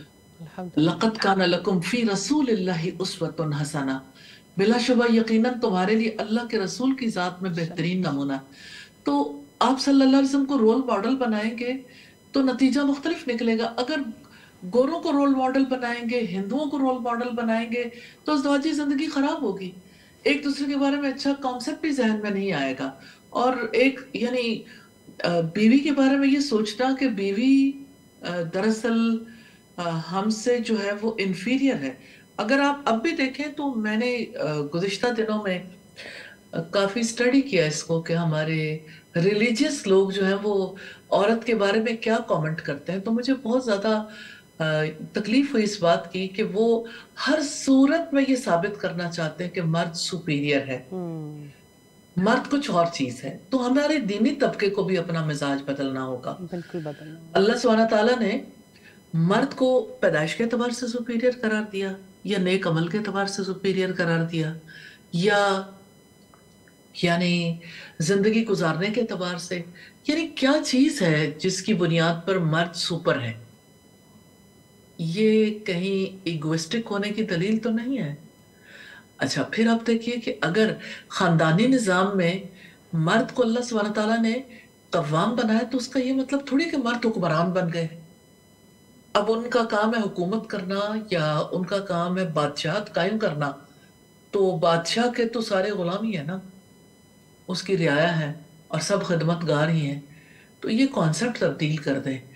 रसूलुल्लाह सल्लल्लाहु अलैहि वसल्लम को अमली जिंदगी में रोल मॉडल जरूर बना लें। तो जो लोग अमली जिंदगी में रोल मॉडल बनाते हैं उनकी हयात, चाहे वो दीनी तबके से ताल्लुक रखते हो गैर दीनी, बहरहाल वो उनका मामला भी फर्क है। लेकिन जो लोग नबी सल्लल्लाहु अलैहि वसल्लम के इस तर्ज अमल को अपने लिए जरूरी ख्याल नहीं करते, तो वो क्या हिंदू धर्म पर नहीं है, हिंदू फिलोसफी पर नहीं है? औरत को लौंडी समझना और औरत को अपनी मिल्कियत समझना कब छोड़ेंगे? जी बिल्कुल। उस्ताज़ा, ये जो सवाल खुसूसी तौर पे था, ये जो कम उम्र की शादी है, ये ज़्यादा उम्र की औरत से, मैं चाहती हूँ इसके ऊपर भी आप ज़रूर रोशनी डालें। हमें छोटा सा वक्फा लेना होगा, एक छोटी सी ब्रेक के बाद इंशाल्लाह हम दोबारा हाजिर होते हैं। प्रोग्राम में एक बार फिर खुश आमदीद। अल्हम्दुलिल्लाह हमें एक और मेहमान हस्का हनीफ साहिबा ने ज्वाइन किया। मैं आपको भी वेलकम करती हूँ हस्का। अल्हम्दुलिल्लाह। उस्ताज़ा, मैं आपकी तरफ दोबारा आना चाहती हूँ। हम बात कर रहे थे कि रसूलुल्लाह सल्लल्लाहु अलैहि वसल्लम के निकाह के हवाले से कि किस तरह से हमें एक डिफरेंस मिलता है एज का भी। एक नौजवान शख्स जो कि कवारा भी हो और वो एक 40 साल ऐसी खातून से शादी करता है, और फिर वो जब हज़रत आयशा सदीक़ा रज़ियल्लाहु अन्हा से शादी होती है, ये डिफरेंस हमारी सोसाइटी किसी भी सूरत एक्सेप्ट करने के लिए आज भी तैयार नहीं है। क्या इसमें सिर्फ मर्दों की गलती है या हमारी माओं की माइंड सेटिंग ही ऐसी है, हम करते ही माइंड सेटिंग ऐसी है अपने बच्चों की? जज़ाकल्लाहु खैर फ़ाइज़ा। देखिए, सोसाइटी का माइंड सेट है जी, और माइंड सेट जो वो इस एतबार से है कि आप यानी निकाह को बिल्कुल एक यानी और नौयत से पेश करते हैं कि निकाह का रिश्ता ना तो इंटेलेक्चुअल पार्टनरशिप का रिश्ता है, ना ये रिश्ता जो है वो नस्लों की तरबियत करके उन्हें एक मिशन पे लगाने का रास्ता देने का रिश्ता है। निकाह का रिश्ता जो है उसका कॉन्सेप्ट ही खराब है। उसके बारे में यूं यानी लगता तो ये है कि बज़ाहिर कि आपस की मोहब्बत को रवाज देने के लिए काम है, लेकिन यानी मोहब्बतों की जगह नफरतें बोने का रिश्ता है। जैसे मैंने पहले भी बात की कि शादी के मौके पर जो गीत गाए जाते हैं उसमें ससुराल वालों के बारे में जिस किस्म की गुफ्तगू होती है, और जैसे टप्पे गाए जाते हैं और मुख्तलिफ चीज़ें, ये सब लोग जानते ही हैं, उस पर बात नहीं करूंगी। तो उसमें बुनियादी बात जो देखी जाती है, रसूलुल्लाह सल्लल्लाहु अलैहि वसल्लम ने फरमाया 4 चीजें जिसकी बुनियाद पर रिश्ते किए जाते हैं, हसब नसब, माल जमाल और दीनदारी। तुम दीनदारी को तरजीह देना। अब दीनदारी अगर बड़ी उम्र की लड़की में है, निस्बतन उसकी एज अगर ज्यादा भी है, तो इससे क्या फर्क पड़ता है? आप सीरत को देखेंगे ना। और अगर दीनदारी छोटी उम्र की लड़की में ज्यादा है, नफा उसमें कसीर है, दीन का नफा कसीर है, तो नेचुरली फिर उसको प्रेफरेंस देनी चाहिए। तो कितनी दूर अंदेशी है इसमें कि रसूलुल्लाह सल्लल्लाहु अलैहि वसल्लम की वफात के 48 बरस बाद भी हजरत आयशा यानी 48 बरस तक, निस्फ सदी तक हजरत आयशा ने इस उम्मत के लोगों को तालीम दी है। कितनी बड़ी खैर है जो उनसे मिली। हर उम्र के लोगों के की खवातीन के साथ शादियों में बड़ी हिकमत है। बिल्कुल। कहीं तो कबायली जिंदगी में नफरतें कम हो रही थी, दुश्मनियां कम हो रही थी। जैसे सईदा उम्मे सलमा के साथ निकाह हुआ, वो बेवा भी थी, 8 बच्चों की माँ भी थी, और रसूलुल्लाह ने कई एतबार से उनके साथ निकाह करके इसको भी ये भी एक एग्जाम्पल सेट की। फूफीजाद बहन के साथ जब निकाह हुआ तो जाहिर है कि वो पहले गुलाम की, आप ही के जो गुलाम थे सईदना ज़ैद जिन्हें आपने बेटा बनाया था, उनकी बीवी थी। और फिर ये है कि एक एतबार से अरब तो बहुत ज्यादा इसको अहमियत देते थे कि यानी मुंह बोला बेटा भी हो तो है तो बहू ही, तो बहू के साथ कौन निकाह कर सकता है। तो उस कभी रस्म को भी तोड़ा। फिर इसी तरह जैसे हजरत हफ्सा के साथ निकाह हुआ और जैसे हजरत आयशा के साथ निकाह हुआ। हजरत आयशा की तो उम्र बहुत कम थी। तो बात यह है कि किसी उम्र में यानी निकाह की उम्र को जब एक बच्ची पहुंच जाती है तो आप इसे 1000 बार सारी दुनिया मिलकर डिनाई कर दे, अल्लाह सुब्हानहू तआला ने क्या ये वाज़ेह नहीं कर दिया होता कि एक बच्ची के अंदर बुलूगत के आसार पैदा हो गए? तो ये बुलूगत के आसार किस मकसद के लिए पैदा हुए? मकसद तो एक ही है। दुनिया का एजेंडा ये नहीं है कि सोसाइटी पाक रहे। इस्लाम का ये एजेंडा है कि सोसाइटी पाक रहे और पाकीज़गी को रवाज दिया जाए। तो इस एतबार से देखा जाए तो अल्लाह सुब्हानहू तआला ने नबी सल्लल्लाहु अलैहि वसल्लम के तवस्सुत से सारी दुनिया को ये बहुत बड़ा मैसेज दिया कि एज डिफरेंस जो है वो मैटर नहीं करता, उम्र का तफावत मैटर नहीं करता, फिर भी अंडरस्टैंडिंग कमाल दर्जे की हो सकती है, फिर भी इंटेलेक्चुअल रिलेशनशिप कायम हो सकता है, फिर भी दीन को नफा कसीर हो सकता है। निस्फ सदी तक उस दीन का सिलसिला जारी रहा। ये छोटी एग्जाम्पल है, छोटी उम्र से शादी, छोटी उम्र की लड़की से शादी करने का ये नफा। और लोगों को बताना चाहिए कि इस्लाम की तरवीज व इशाअत में जो रोल सईदा आयशा ने प्ले किया वो यानी उनकी कम सिनी की वजह से ये मुमकिन हुआ कि आइंदा वो इसको लेके चल सकें। बहरहाल इसमें बहुत सारे मुनाफे और भी हैं। अल्लाह सुब्हानहू तआला ने आप सल्लल्लाहु अलैहि वसल्लम के तवस्सुत से सारी इंसानियत के लिए सहूलत पैदा करनी थी, तो कितने एंगल से हर एक के लिए सहूलत पैदा हो गई। तो इस माइंडसेट को चेंज होना चाहिए। और आपकी बात ट्रू है कि दूसरी शादी के नाम पे या एक से ज्यादा शादियों के नाम पे ही खवातीन जो है वो यानी उठ खड़ी होती हैं और यानी बहुत ज़्यादा इसके ऊपर तनकीद भी और बाकी भी। मैं कोई दूसरी शादी की फेवर में नहीं हूँ और डिसफेवर में भी नहीं हूँ। मैं इसे अल्लाह सुब्हानहू तआला का हुक्म नहीं, अल्लाह सुब्हानहू तआला की तरफ से दी हुई सहूलत समझती हूँ कि अल्लाह ताला ने इसके लिए मर्दों को सहूलत दी है कि वो एक यानी अगर किसी बीवी के साथ नाजायज यानी किसी औरत के साथ छुपी दोस्ती की बजाय उसको एक रिश्ता दे दें और उसको बाकायदा तौर पर वो सारे हुकूक दे दें जो हक देना चाहिए। तो निकाह कर लेना अफजल है बनिस्बत छुपी दोस्ती के। अफजल क्या मतलब, उसका तो कोई जवाज ही नहीं है ना छुपी दोस्ती का, और उससे सोसाइटी को कोई नफा ही नहीं है और उससे सबसे बड़ा नुकसान भी खवातीन को है। हाँ, खातून के लिए ये बर्दाश्त करना मुमकिन है कि जहां मैं हूं वहां कोई और हो, तो उसका हल है। रसूलुल्लाह सल्लल्लाहु अलैहि वसल्लम ने सारी अज़वाज को उनके साथ अदल किया था और हर एक को उनकी प्राइवेसी का हक दिया था। प्रॉब्लम यह कि हमारा मर्द जो है वो सारी यानी अपनी बीवियों को इकट्ठा एक घर में रखना चाहता है कि मुझे फाइनेंशियली किसी किस्म का लोड बियर ना करना पड़े।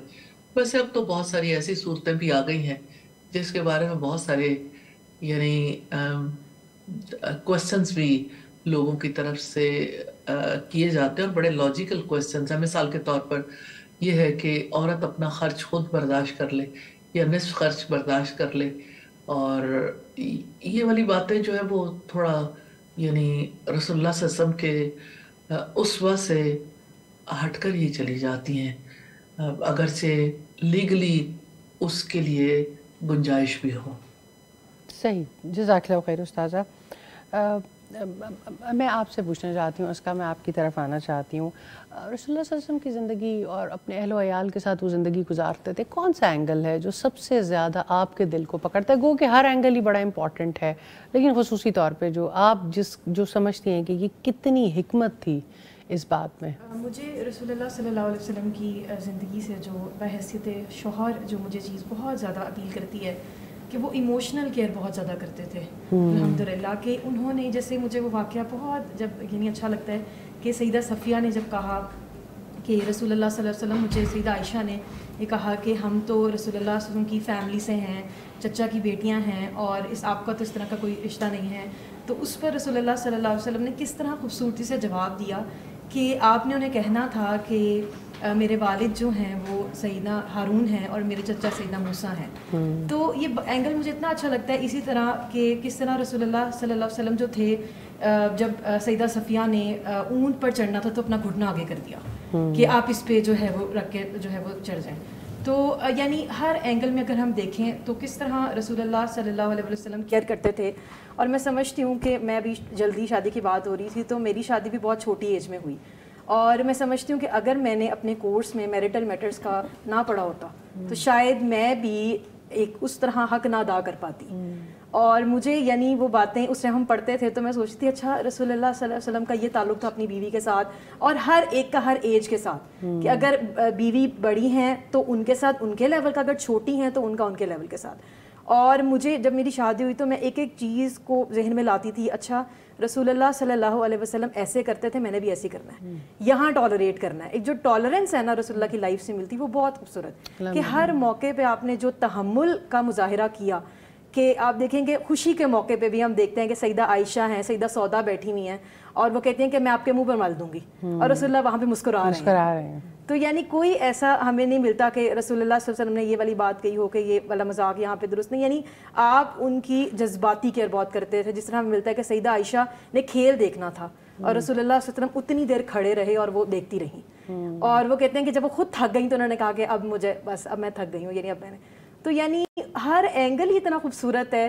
اور عورت جو آج استاذہ بات کری تھی, سینسٹیوٹی کو سمجھنا بہت ضروری ہے, اور وہ رسول اللہ کی لائف کو پڑھے بغیر آپ سمجھ ہی نہیں سکتے, چاہے وہ ایک بیوی ہو چاہے وہ ایک شوہر ہو, کہ عورت سینسٹیو ہے, اللہ تعالیٰ نے اس کو سینسٹیو بنایا ہے. اس کو جیسے استاذہ بھی بات کری تھی نا کہ اس کو یعنی پسلی کی ہڈی ہے نا, آپ اسے نہیں سیدھا کر سکتے, آپ کو اس کے ایموشنز کا خیال رکھنا پڑے گا, اور اگر آپ اس کا خیال رکھو گے تو وہ آپ کا اتنا ہی خیال رکھے گی الحمدللہ. جیسے قرآن میں آتا ہے نا وہ وعاشروہن بالمعروف, کہ ان کے ساتھ معروف طریقے سے. تو الحمدللہ تو ہر اینگل ہی اتنا خوبصورت ہے. اور ایموشنل کیئر تو, اور میں کہتی ہوں کہ آج کی یوتھ کو یہ سمجھنا بہت ضروری ہے کہ جو استاذہ بھی بات کری تھی کہ نکاح پہ لاکھوں کا خرچہ ہوتا ہے, لیکن جو روح ہے نا شادی کی وہ سمجھائی نہیں جاتی ہے.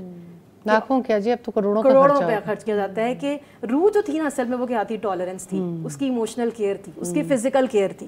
فزیکل سے بڑھ کے بہت کچھ تھا جو آپ نے اس کا خیال رکھنا تھا. اس سے گھر جو ہے وہ الحمدللہ بستے ہیں. تو مجھے لگتا ہے کہ یہ ہمیں یعنی ضرور اس کے بارے میں سیکھنا چاہیے اور پڑھنا چاہیے. اور ہر عورت کو اور ہر مرد کو شادی سے پہلے میں سمجھتی ہوں, جیسے ہم کہتے ہیں نا پیرنٹنگ کا کورس ضروری ہے, میرٹل میٹر مسٹ ہے. اور استاذہ نے جس کو تبھی تبدیلی آئے گی جب اس کو ہمارے کریکولم کا حصہ اس کو امپورٹنس دی جائے گی, ہمارے ایجوکیشن کے اندر ان چیزوں کو لے کے آیا جائے گا. کیونکہ دینی ادارے جو کام کر رہے ہیں, کچھ 1% 2% لوگ ہیں جو وہاں تک چلے جاتے ہیں اور جو ان چیزوں کے بارے میں سیکھ جاتے ہیں. اور جب آپ کا پارٹنر جو ہے وہ بالکل لابلد ہوتا ہے تو بھی بہت بڑا مسائل پیدا ہوتے ہیں. لیکن ایجوکیشن تو انڈرسٹینڈنگ ہے نا, ہر کسی نے اسکول کی تعلیم, کالج کی بنیادی تعلیم حاصل کرنی ہے. تو اس کے لیے ہمیشہ استاذہ آپ بھی بات کرتی ہیں, اور حل یہی سمجھ آتا ہے کہ ان چیزوں کے اوپر گفتگو ہونی چاہیے, اس کو پارٹ آف دا کریکولم ہونا چاہیے.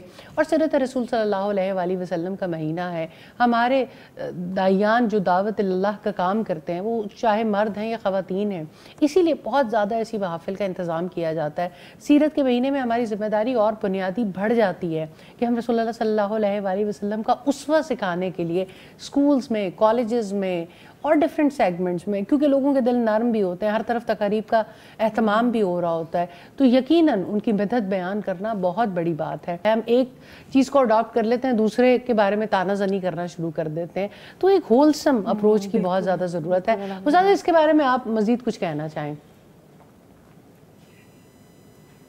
فائزہ جی جزاک اللہ خیر. یہ بات بڑی امپورٹنٹ ہے کہ ہمیں جو ہے وہ سوسائٹی کو ایجوکیٹ کرنا ہے اور سوسائٹی کو ایجوکیٹ ہونا ہے انشاءاللہ.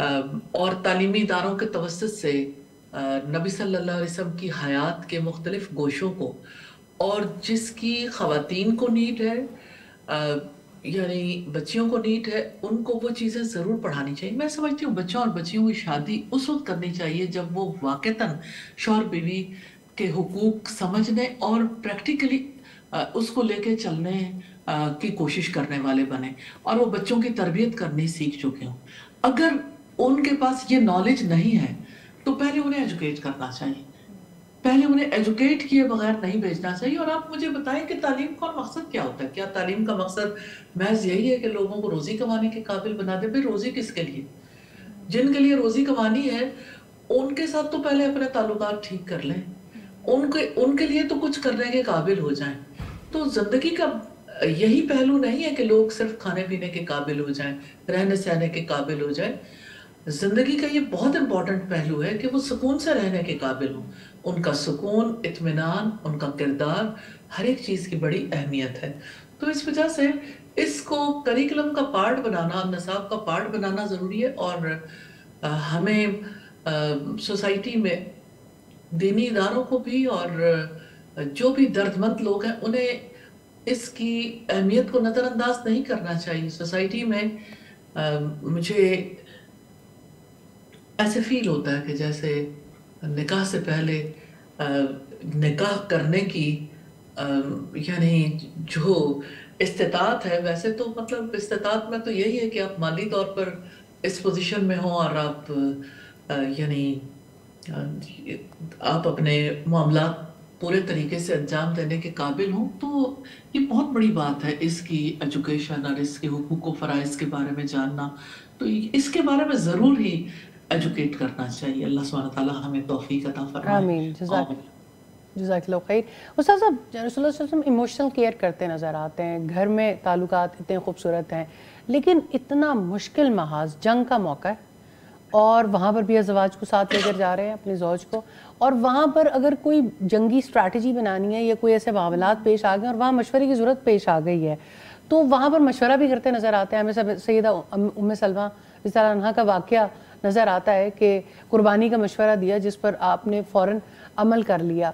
यानी वहाँ पर भी औरत को कम अकल नहीं समझा, यानी कम अकल भी नहीं समझ रहे हैं, और अहम अमूर और अहम मौक़े के ऊपर जहाँ उनका ख़वातीन का डायरेक्ट किरदार भी नहीं है, लेकिन वहाँ भी मशवरा करना मुनासिब समझते हैं। जज़ाकल्लाह खैर फ़ायज़ा, बड़े अहम मामलात की तरफ आप तवज्जो दिला रही हैं और यकीनन ये सब लोगों के लिए बहुत ज़्यादा मुफीद भी साबित होगा इंशाअल्लाह ताला। बात है औरत को एक समझदार इंसान समझने की। हमारी सोसाइटी का ये अलमिया है कि औरत को समझदार समझ के कोई डील नहीं करता। कॉन्सेप्ट ही ये है, और ख़ास तौर पर अगर आप हमारे दीनी हल्के में देखें तो औरत के बारे में पहली बात जो ज़हन में रखी जाती है नाक़िसुल अक्ल है। अब नाक़िसुल अक्ल होने की बात किस कॉन्टेक्स्ट में हुई सॉरी, उस कॉन्टेक्स्ट के बगैर यानी एक कोई स्पेसिफिक बात है ना, उसको जनरलाइज कर दिया कि बस पूरी की पूरी कम्युनिटी अक्ल ही नहीं रखती।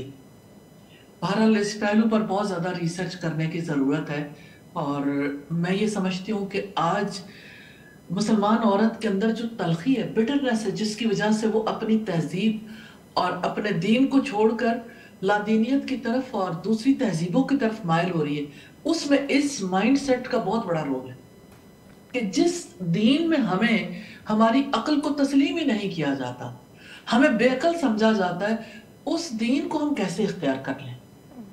क्या इसमें हमारे उलमा के लिए, हमारे दीनी हल्के के लिए काम करने का कोई पहलू है?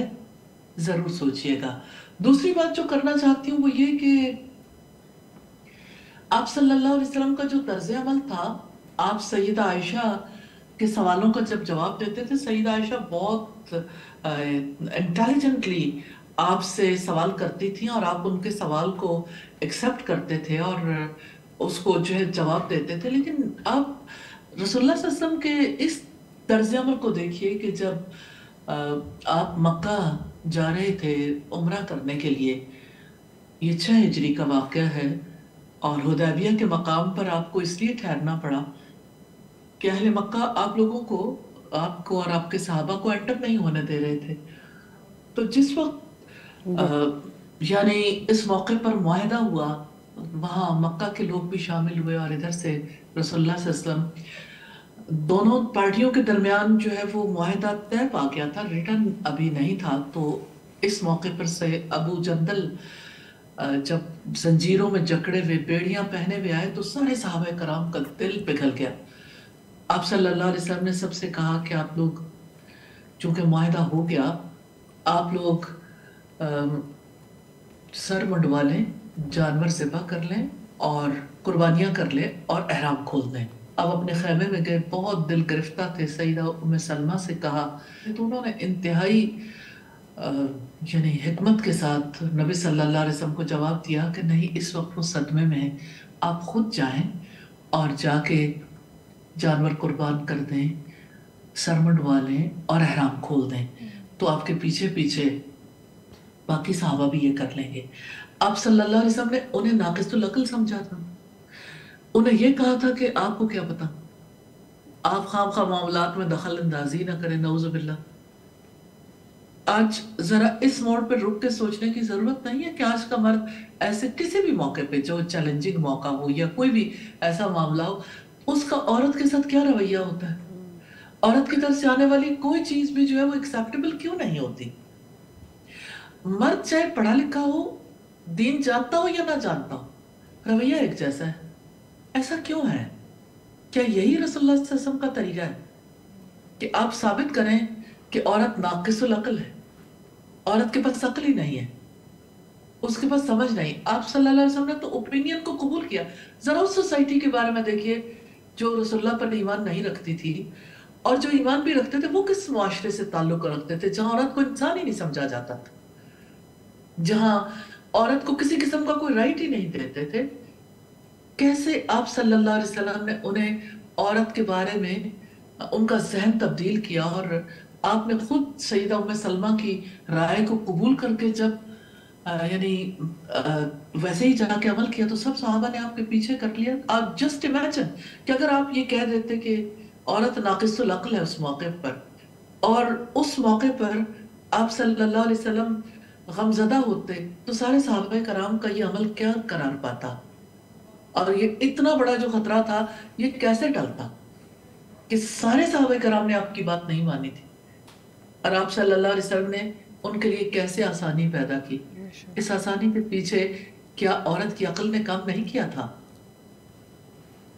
میں ضرور یہ ریکویسٹ کرنا چاہتی ہوں، رک کے سوچئے ضرور، آخر آپ نے عورت کو ناقص العقل اور خود کو یعنی عقل کا منبع و مرکز سمجھ لیا، کیا یہ اللہ سبحانہ تعالیٰ کی تقسیم ہے؟ کہیں یہ یعنی مس کنسیپشن کا نتیجہ تو نہیں ہے؟ سوچنا تو چاہیے، غور کیجئے، تحقیق کیجئے اور صحیح چیز سامنے لے کے آئیے انشاءاللہ۔ جزاک اللہ خیر۔ اسی لیے استاذہ یہ گفتگو، یہ نشستیں اسی لیے بہت زیادہ ضروری ہیں کہ سوچ کے ایک نئے پہلو ضرور انسان کے سامنے آتا ہے اس بھاگتی دوڑتی زندگی میں۔ ایک اور بات کہنا چاہتی ہوں یہاں پہ کہ ابھی جب ہم سیدہ عائشہ کے ہار والا واقعہ دیکھ رہے تھے تو یہ ہار 2 دفعہ گما تھا۔ ایک تو وہ موقع تھا جب آیات تیمم نازل ہوئی، آیت تیمم، اور دوسرا وہ موقع تھا جب یعنی سیدہ عائشہ کا ہار گم گیا اور وہ ہار تلاش کرنے کے لیے گئی اور قافلہ چلا گیا۔ قافلے کو پتہ ہی نہیں چل سکا، اس لیے کہ سیدہ عائشہ بہت ہلکی پھلکی تھیں اور حدج اٹھانے والوں کو فیل ہی نہیں ہوا کہ اس میں کوئی ہے یا نہیں۔ اور جب یہ لوگ مدینہ پہنچ گئے اور حضرت عائشہ نے دیکھا کہ اب کوئی نہیں تو پیچھے اپنی چادر اوڑھ کے سو گئی، اور ہر قافلے کے پیچھے ایک شخص کی ڈیوٹی ہوتی تھی کہ پیچھے اگر کسی کی کوئی چیز رہ جائے تو دیکھ بھال کر کے وہ چیزیں ساتھ لے آئیں۔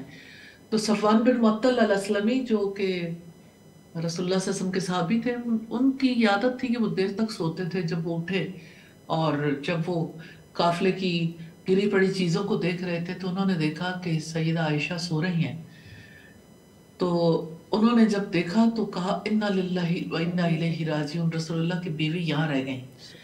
اور پھر انہیں یعنی ان کے پاس سواری لے کر گئے اور کس طرح سے انہیں یعنی سواری پہ سوار کیا اور خود یعنی لگام پکڑ کے تو آگے بڑھ گئے۔ تو پھر آپ یہ دیکھیے کہ اس موقع پر کتنا بڑا بہتان لگا تھا سیدہ عائشہ پہ، واقع افک اسی وجہ سے تھا۔ اور آپ دیکھیں کہ اس کی وجہ سے اللہ سبحانہ تعالیٰ نے یہ آیات نازل کی کہ اس واقعے کو اپنے حق میں شر مت سمجھو، اس میں تمہارے لیے خیر ہے۔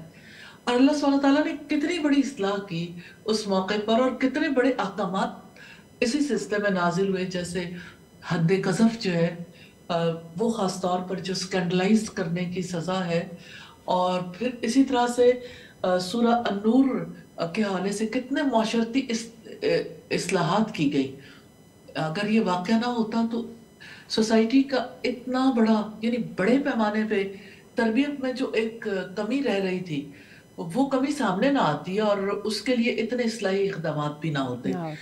تو اللہ سبحانہ تعالیٰ کے ہر کام میں بہت بڑی خیر چھپی ہوئی ہے۔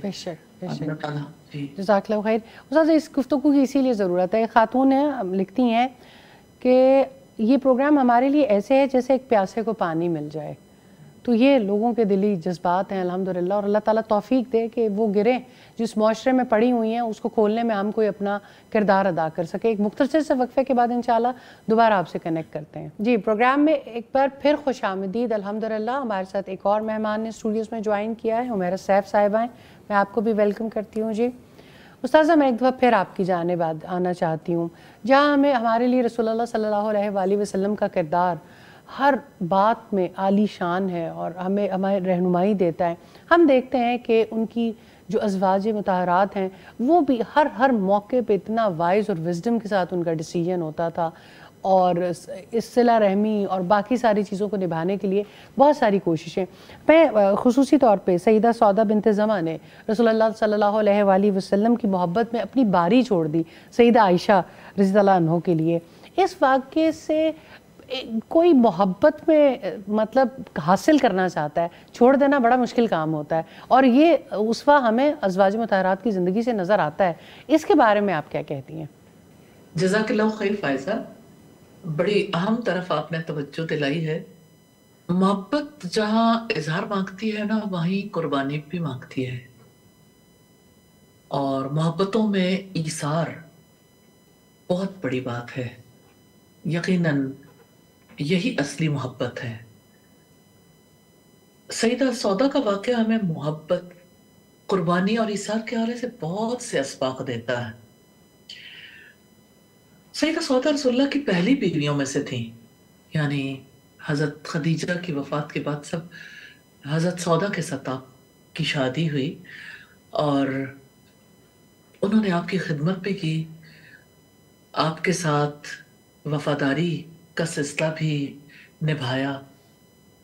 लेकिन जब उन्होंने महसूस किया कि रसूलुल्लाह की मोहब्बत सईदा आयशा से बहुत ज़्यादा है, तो उन्होंने इसलिए सईदा आयशा के लिए बारी छोड़ दी ताकि रसूलुल्लाह की खुशी हासिल कर सकें और उनकी रजामंदी में अपना शेयर डाल सकें।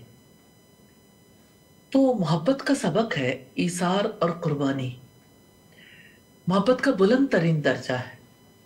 सच्ची मोहब्बत सिर्फ लेने में नहीं है, देने में भी है। मोहब्बतों में ईसार का जज्बा बहुत अहम होता है। कभी कभी अपने महबूब की खुशी के लिए अपनी ख्वाहिशात को कुर्बान करना मोहब्बत की मिराज बन जाता है।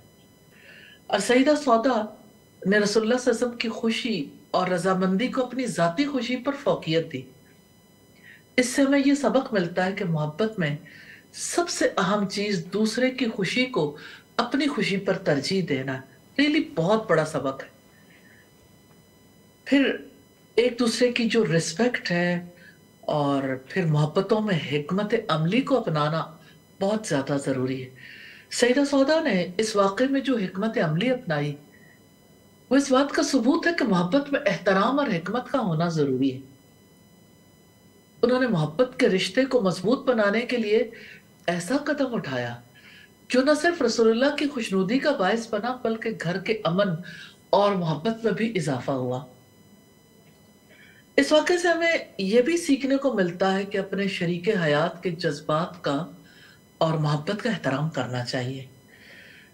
सईदा सौदा ने सईदा आयशा के साथ रसूलुल्लाह की मोहब्बत का एहतराम किया, इसलिए अपनी बारी छोड़ दी। और सईदा सौदा की ये कुर्बानी खालिस मोहब्बत और इखलास का मज़हर है।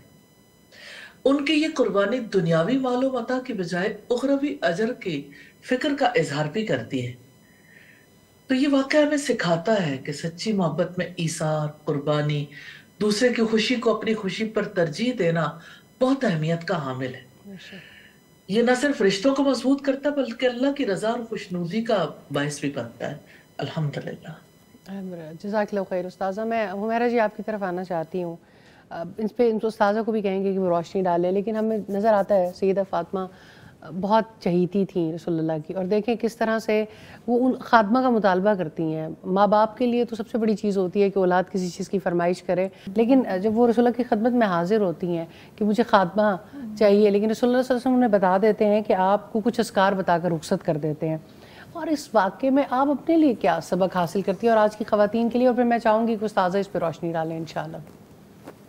جی دیکھیے رسول اللہ صلی اللہ علیہ وسلم سیدہ فاطمہ رضی اللہ تعالیٰ سے اتنی محبت کرتے تھے کہ ہمیں سیرت کی کتب سے ملتی ہیں، ہر ایک کے بعد ایک واقعہ محبت کا آتا ہے الحمدللہ. تو اس میں یہ چیز ایک بہت سامنے آتی ہے کہ آپ تو فوراً پوری کر دیتے، لیکن آپ نے کہا نہیں، دنیا سے زیادہ آخرت زیادہ عزیز ہے، ہر وقت توجہ، ہاں آخرت کی طرف دھیان دینا. استاذہ کتنا خوبصورت واقعہ ہے، حضرت فاطمہ کو دنیا سے جاتے ہوئے بھی بشارت دے رہے ہیں تم سب سے پہلے مجھ سے آ کے ملو گی، جنتی خواتین کی سردار بھی ہیں، اور رسول اللہ صلی اللہ علیہ وسلم کی محبت بھی اتنی زیادہ ہے کہ ان کے آنے پر ان کے لیے کھڑے ہو جاتے تھے. لیکن جب وہ خاتمہ کا مطالبہ کرتی ہیں تو اپنی اولاد کو کچھ اذکار سکھا دیتے ہیں ایسے موقع پر. یہ ریلیشن فادر ڈاٹر ریلیشن شپ کیسا ہے؟ فائزہ سبحان اللہ، فادر ڈاٹر ریلیشن شپ کی بات آپ نے کی. بات یہ ہے کہ یعنی سیدہ فاطمہ گھر کے کام کاج سے تھک جاتی تھیں تو انہوں نے یہ درخواست کی تھی کہ ایک غلام مجھے بھی دیا جائے تاکہ کچھ یعنی آرام مل سکے. نبی صلی اللہ علیہ وسلم کو یہ بات پتہ چلی تو آپ ان کے گھر تشریف لائے، ان کے اور سیدنا علی کے درمیان بیٹھے اور فرمایا کیا میں تمہیں اس چیز کی طرف تمہاری رہنمائی نہ کروں جو غلام سے بہتر ہے؟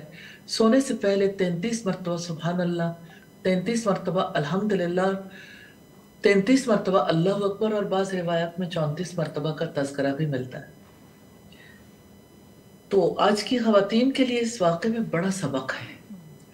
سیدہ فاطمہ نے پہلی بات تو یہ کہ رسول اللہ کی نصیحت کو قبول کیا، اپنے حالات میں صبر اور قناعت کا مظاہرہ کیا.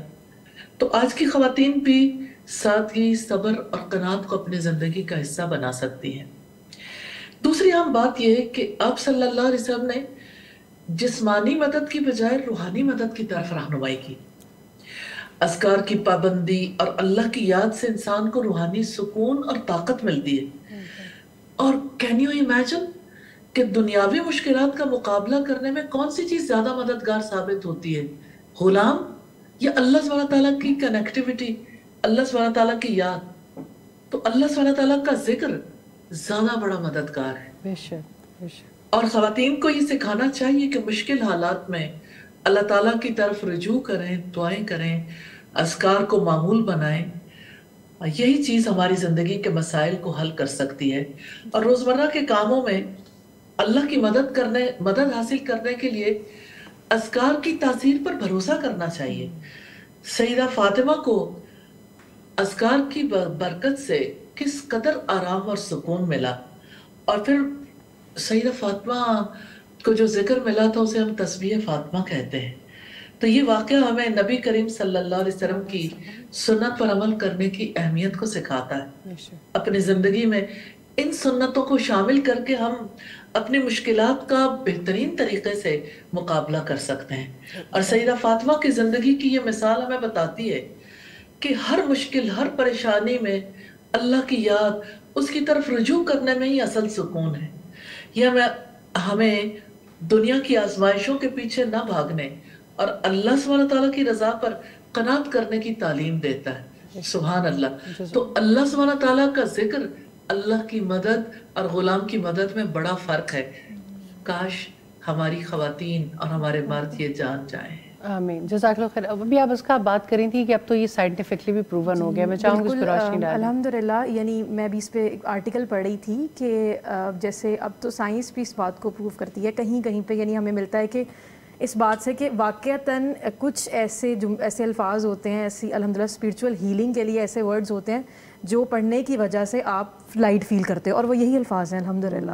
یعنی اب تو انگریز بھی اس بات کو ماننے پہ تیار ہو گئے الحمدللہ. بالکل جی، روح کے اس اوپر ایک تاثیر ہے، اور جو اللہ کے اور اللہ کے رسول نے دین بتا دیا ہے، ہم جتنی مرضی پناہ تلاش کر لیں، سکون اسی کے اندر ہے. وہی بات ہے نا کہ اللہ بذکر اللہ تطمئن القلوب، کہ سکون تو اس میں ہی ہے. استاد صاحب بہت سارے واقعات ہیں، میں جتنے بھی ان کی زندگی کو کھولیں، لیکن ہم چاہتے ہیں کہ چیدہ سب کو ٹچ کرتے جائیں تاکہ جو میکسیمم، ہر کسی کے حالات فرق ہیں، معاملات فرق ہے، جہاں ہمیں گائیڈ لائن مل سکتی ہے ہم اس مختصر سے نشست سے وہ لینے کی ضرور کوشش کریں. ہمیں پتہ چلتا ہے ام المومنین سیدہ جویریہ کو ان کے والد لینے کے لیے آئے تو انہوں نے اختیار کے باوجود رسول کریم صلی اللہ علیہ وآلہ وسلم کے پاس رہنے کو ترجیح دی اور محبت کا حق ادا کیا. اس واقعے سے ہمیں آج کی عورت اور ہم کیا سیکھ سکتے ہیں؟ سیدہ جویریہ کے بارے میں یہ بتانا چاہتی ہوں کہ قبیلہ بنو مستلق کے سردار کی بیٹی تھی. جی. جنگ کے دوران مسلمانوں کی قید میں آئی. رسول اللہ صلی اللہ علیہ وسلم نے انہیں آزادی دینے کے بعد شادی کی پیشکش کی. انہوں نے قبول کر لی. انہوں نے رسول اللہ کے ساتھ رہنے کا انتخاب کیا، محبت کا حق ادا کیا جو ان کے دل میں اللہ کے رسول صلی اللہ علیہ وسلم کے لیے تھی. آج کی عورت کے لیے بہت بڑے اسباق ہیں. ایک تو وفاداری اور محبت کتنی زیادہ اہم ہے. آج کی عورت بھی اپنے فیصلوں میں وفاداری اور محبت کو فوقیت دے. دوسری چیز ہے کہ سیدہ جویریہ نے رسول اللہ کے ساتھ رہ کر دین کی خدمت کی اور اسلام کی عظیم شخصیت بن گئی. آج کی عورت کو بھی چاہیے کہ وہ اپنے دین کی خدمت کرے اور اپنے فیصلوں میں دین کی ترجیحات کو ملحوظ رکھیں.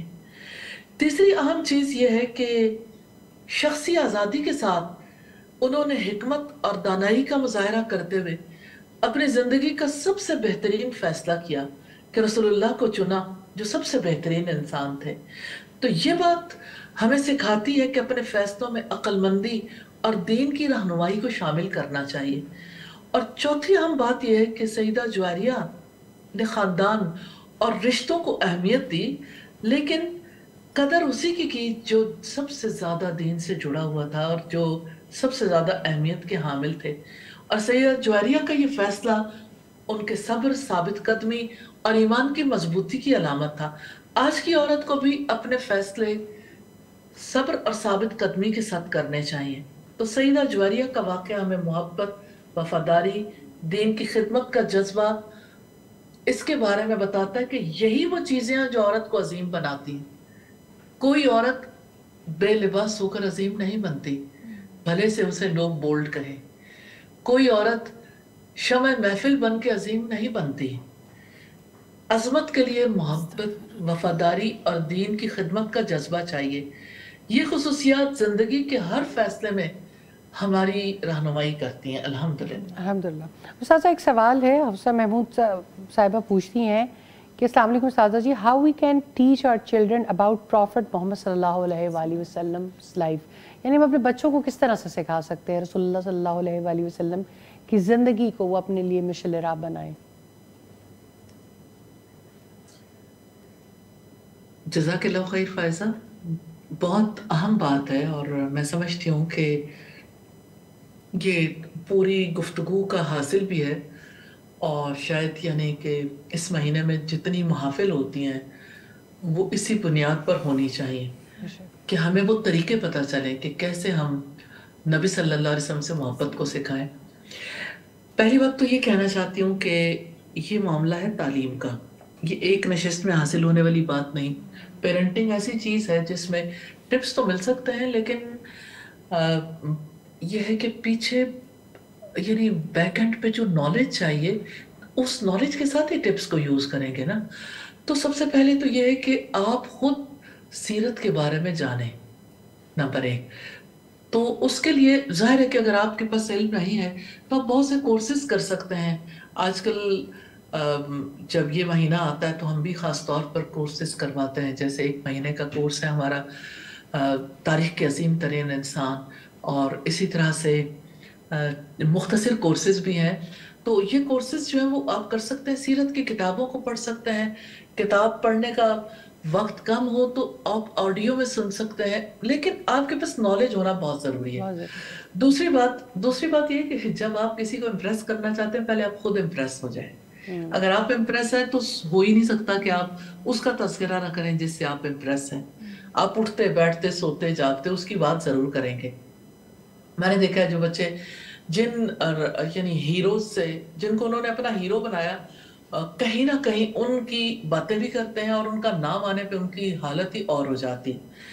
اور یعنی کتنے لوگ ہیں جو پوسٹرز لگاتے ہیں پھر اپنے آپ کو ان جیسا بنانے کی کوشش کرتے ہیں، وہی چیزیں اختیار کرتے ہیں، سٹائل انہی جیسا اور جیسز ان جیسے اور لباس ان جیسا اور سب کچھ ہی ویسا اختیار کرنے کی کوشش کرتے ہیں. اچھا، اب آپ دیکھیں کہ آپ اپنے بچوں کو ایجوکیٹ کرنا چاہتے ہیں. جیسے سب سے پہلی بات تو ہے کہ جب بچے کی زبان کھلوائی جاتی ہے تو اللہ کے نام سے کھلوانے اور مجھے ایسا لگتا ہے کہ اس کے بعد جس کا سب سے زیادہ حق ہے وہ محمد صلی اللہ علیہ وسلم. لیکن ماما تو چاہتی ہیں وہ ماما کہے، اگر وہ محمد کہہ دے تو کتنی بڑی بات ہے. اور پھر یہ کہ کلمہ سکھائیں گے تو ظاہر ہے کہ لا الہ الا اللہ کے ساتھ محمد رسول اللہ صلی اللہ علیہ وسلم، ہم جب یہ محمد رسول اللہ کہتے ہیں اور سکھاتے ہیں تو ایک کنیکشن جڑتا ہے نا. اور اسی طرح سے جیسے سونے سے پہلے آپ سٹوری سناتے ہیں تو جو آپ پڑھیں گے ان چیزوں کو سٹوریوں میں رکھ کے سنائیں، آئیڈلائز کریں گے بچے انشاءاللہ تعالی. اگر بچہ چھوٹا ہے سٹوریاں سنائیں گے، اگر بچہ بڑا ہے تو بچوں کے ساتھ لاجیکلی ڈیبیٹ کریں گے کہ میں نے فلاں چیز جو ہے وہ مجھے بڑا امپریس کرتی ہے، اور جب میں نے اس کے بارے میں پڑھا تھا بچپن میں، یا میں نے فلاں وقت پڑھا اور میں سوچتی ہوں. یعنی کسی کے اوپر امپوز کرنے کی بجائے آپ اپنی بات کریں کہ میں نے کیسے سیکھا ہے، تو آپ کے لیے سکھانا بہت آسان ہو جائے گا. میں ضرور کہنا چاہوں گی کہ ایک ہمارا کورس ہے لیو لائک محمد، یعنی اس میں ہم نے کوشش کی کہ 3 منٹ کی بات کریں، اور یہ ہے کہ ہر چیز کو کلیئر کرنے کی کوشش کریں. ریئلی اللہ سبحانہ تعالیٰ کی محبت کے لیے اور اللہ کے رسول کی محبت کے لیے یہ تعلیم بہت ضروری ہے، اور یہ کورسز بہت زیادہ امپورٹنٹ ہیں. اللہ سبحانہ تعالیٰ ہماری مدد فرمائے. لیکن مجھے ایسا لگتا ہے کہ اس کے اوپر بہت گفتگو کرنے کی ضرورت ہے، اور ایک ایک چیز کو مجھے یعنی میں کوشش تو کرتی ہوں کہ جس وقت سکھایا جائے تو سامنے بکس رکھ کے کہ اس واقعے کو اس طرح سے آپ ایکسپلین کر دیں، اس طرح اس ایج کے بچے کو ایسے بتا دیں، اس ایج کے بچے کو ایسے بتا دیں. تو یہ انشاءاللہ جب یعنی آپ اگر واقعی انٹرسٹڈ ہیں تو پیرنٹنگ کا کورس ضرور کر لیں. ہمارے LMS کے تھرو آپ بہت سارے کورسز کر سکتے ہیں. اللہ تعالیٰ کے فضل و کرم سے ہم اس پہ اپنی زندگیاں گزار رہے ہیں، اللہ تعالیٰ کی مہربانی سے، اس کے دیے ہوئے رزق سے، کہ کسی بھی طرح سے لوگوں کے لیے آسانیاں پیدا کریں، اور جدید ٹرمینالوجیز کے ساتھ، تاکہ لوگوں کے لیے سمجھنا آسان ہو، بچوں کے لیے بھی سمجھنا آسان ہو. اور ان حالات کی روشنی میں آج کے دور میں کس طرح سے ہم رسول اللہ صلی اللہ علیہ وسلم کو فالو کر سکتے ہیں. ریئلی آپ کے بچوں کا مشن بن جائے گا فالو محمد صلی اللہ علیہ وسلم. جزاک اللہ خیر استاذہ، بہت شکریہ. اللہ تعالیٰ آپ کو جزائے خیر دے، اور آپ کا سفر بخیریت جو ہے وہ آگے بھی بڑھے، اور انشاءاللہ جو خیر پہنچانے کے لیے اللہ تعالیٰ آپ کو زمین پہ لے گیا ہے وہ خیر بہت بڑے پیمانے پہ برآمد ہو انشاءاللہ، اور زیادہ جو اللہ کے بندے ہیں وہ اللہ تعالیٰ سے کنیکٹ ہونے میں کامیاب ہو سکیں انشاءاللہ. آج سے بلکہ آپ کا سفر شروع ہوگا انشاءاللہ، اور آپ آگے آج سے ہوگا انشاءاللہ، آج سے ہوگا، اور انشاءاللہ آن لائن یہ بہت لوگ فائدہ اٹھا سکیں گے. جی انشاءاللہ فیس بک کے تھرو، یوٹیوب کے تھرو یہ سیشنز مسلسل آ رہے ہوں گے. واٹس ایپ چینل کے اوپر مکمل تفصیلات موجود ہیں، جو جہاں پر ہیں. ایک اور انٹرسٹنگ بات بھی ہے فائزہ کہ ہر سیشن کے بعد ہم لوگوں سے کوئزز فل کروائیں گے، تو دور بیٹھے ہوئے لوگ بھی اسی طرح سے کوئز فل کر سکتے ہیں، اور اس سے یہ ہے کہ آپ کی لرننگ بہت زیادہ انہانس ہو جاتی ہے. انشاءاللہ اللہ تعالیٰ آپ کو جزائے خیر دے اور معاملات میں آسانی فرمائے. ایک دفعہ پھر میں آپ کا بہت جزاک اللہ کہنا چاہتی ہوں کہ آپ نے وہاں پر ہوتے ہوئے بھی پروگرام میں مستقل وقت دیا، اور اپنے مہمانوں کا بھی شکریہ ادا کرنا چاہتی ہوں جو آئے اور انہوں نے وقت نکالا. اور انشاءاللہ رسول اللہ صلی اللہ علیہ وآلہ وسلم کی یہ شان ہے کہ ہم ان کے اسوہ پر عمل کریں. رسول اللہ صلی اللہ علیہ وآلہ وسلم انسان کامل ہیں جنہیں اللہ تعالیٰ نے ہمارے لیے ایک اسوہ کامل بنا کر بھیجا ہے. فلاح اسی میں ہے، پریشانیوں کا حل اسی میں ہے. اب کیوں نہ اس ذات کے ساتھ جڑ جائیں جس ذات کی ہر پہلو میں، ہر جیسچر میں، ہر عمل میں، ہر ایکشن میں ہمیں ہمارے لیے گائیڈ لائن بھی ملتی ہے اور آسانیاں بھی ملتی ہیں. انشاءاللہ اس ٹرانسمیشن کا سلسلہ جاری رہے گا اگلے آنے والے دنوں میں بھی. اللہ تعالیٰ جزائے خیر دے تمام لوگوں کو جو رسول اللہ صلی اللہ علیہ وسلم کی تعلیمات کو عام کرنے کے لیے کوششیں کر رہے ہیں، خواہ وہ کسی پلیٹ فارم سے ہیں، خواہ وہ کسی ادارے سے تعلق رکھتے ہیں، دنیا کے کسی خطے میں رہتے ہیں. یہ ایک کوشش ہے، ایک فرض ہے جو ہم اپنی طرف سے ادا کرنے کی کوشش کر رہے ہیں. آئندہ کے پروگرام میں انشاءاللہ کسی اور موضوع کے ساتھ حاضر ہوں گے. جب تک کے لیے اجازت دیجیے. السلام علیکم ورحمۃ اللہ وبرکاتہ. اللہم صلی علی محمد و آل محمد اللهم صل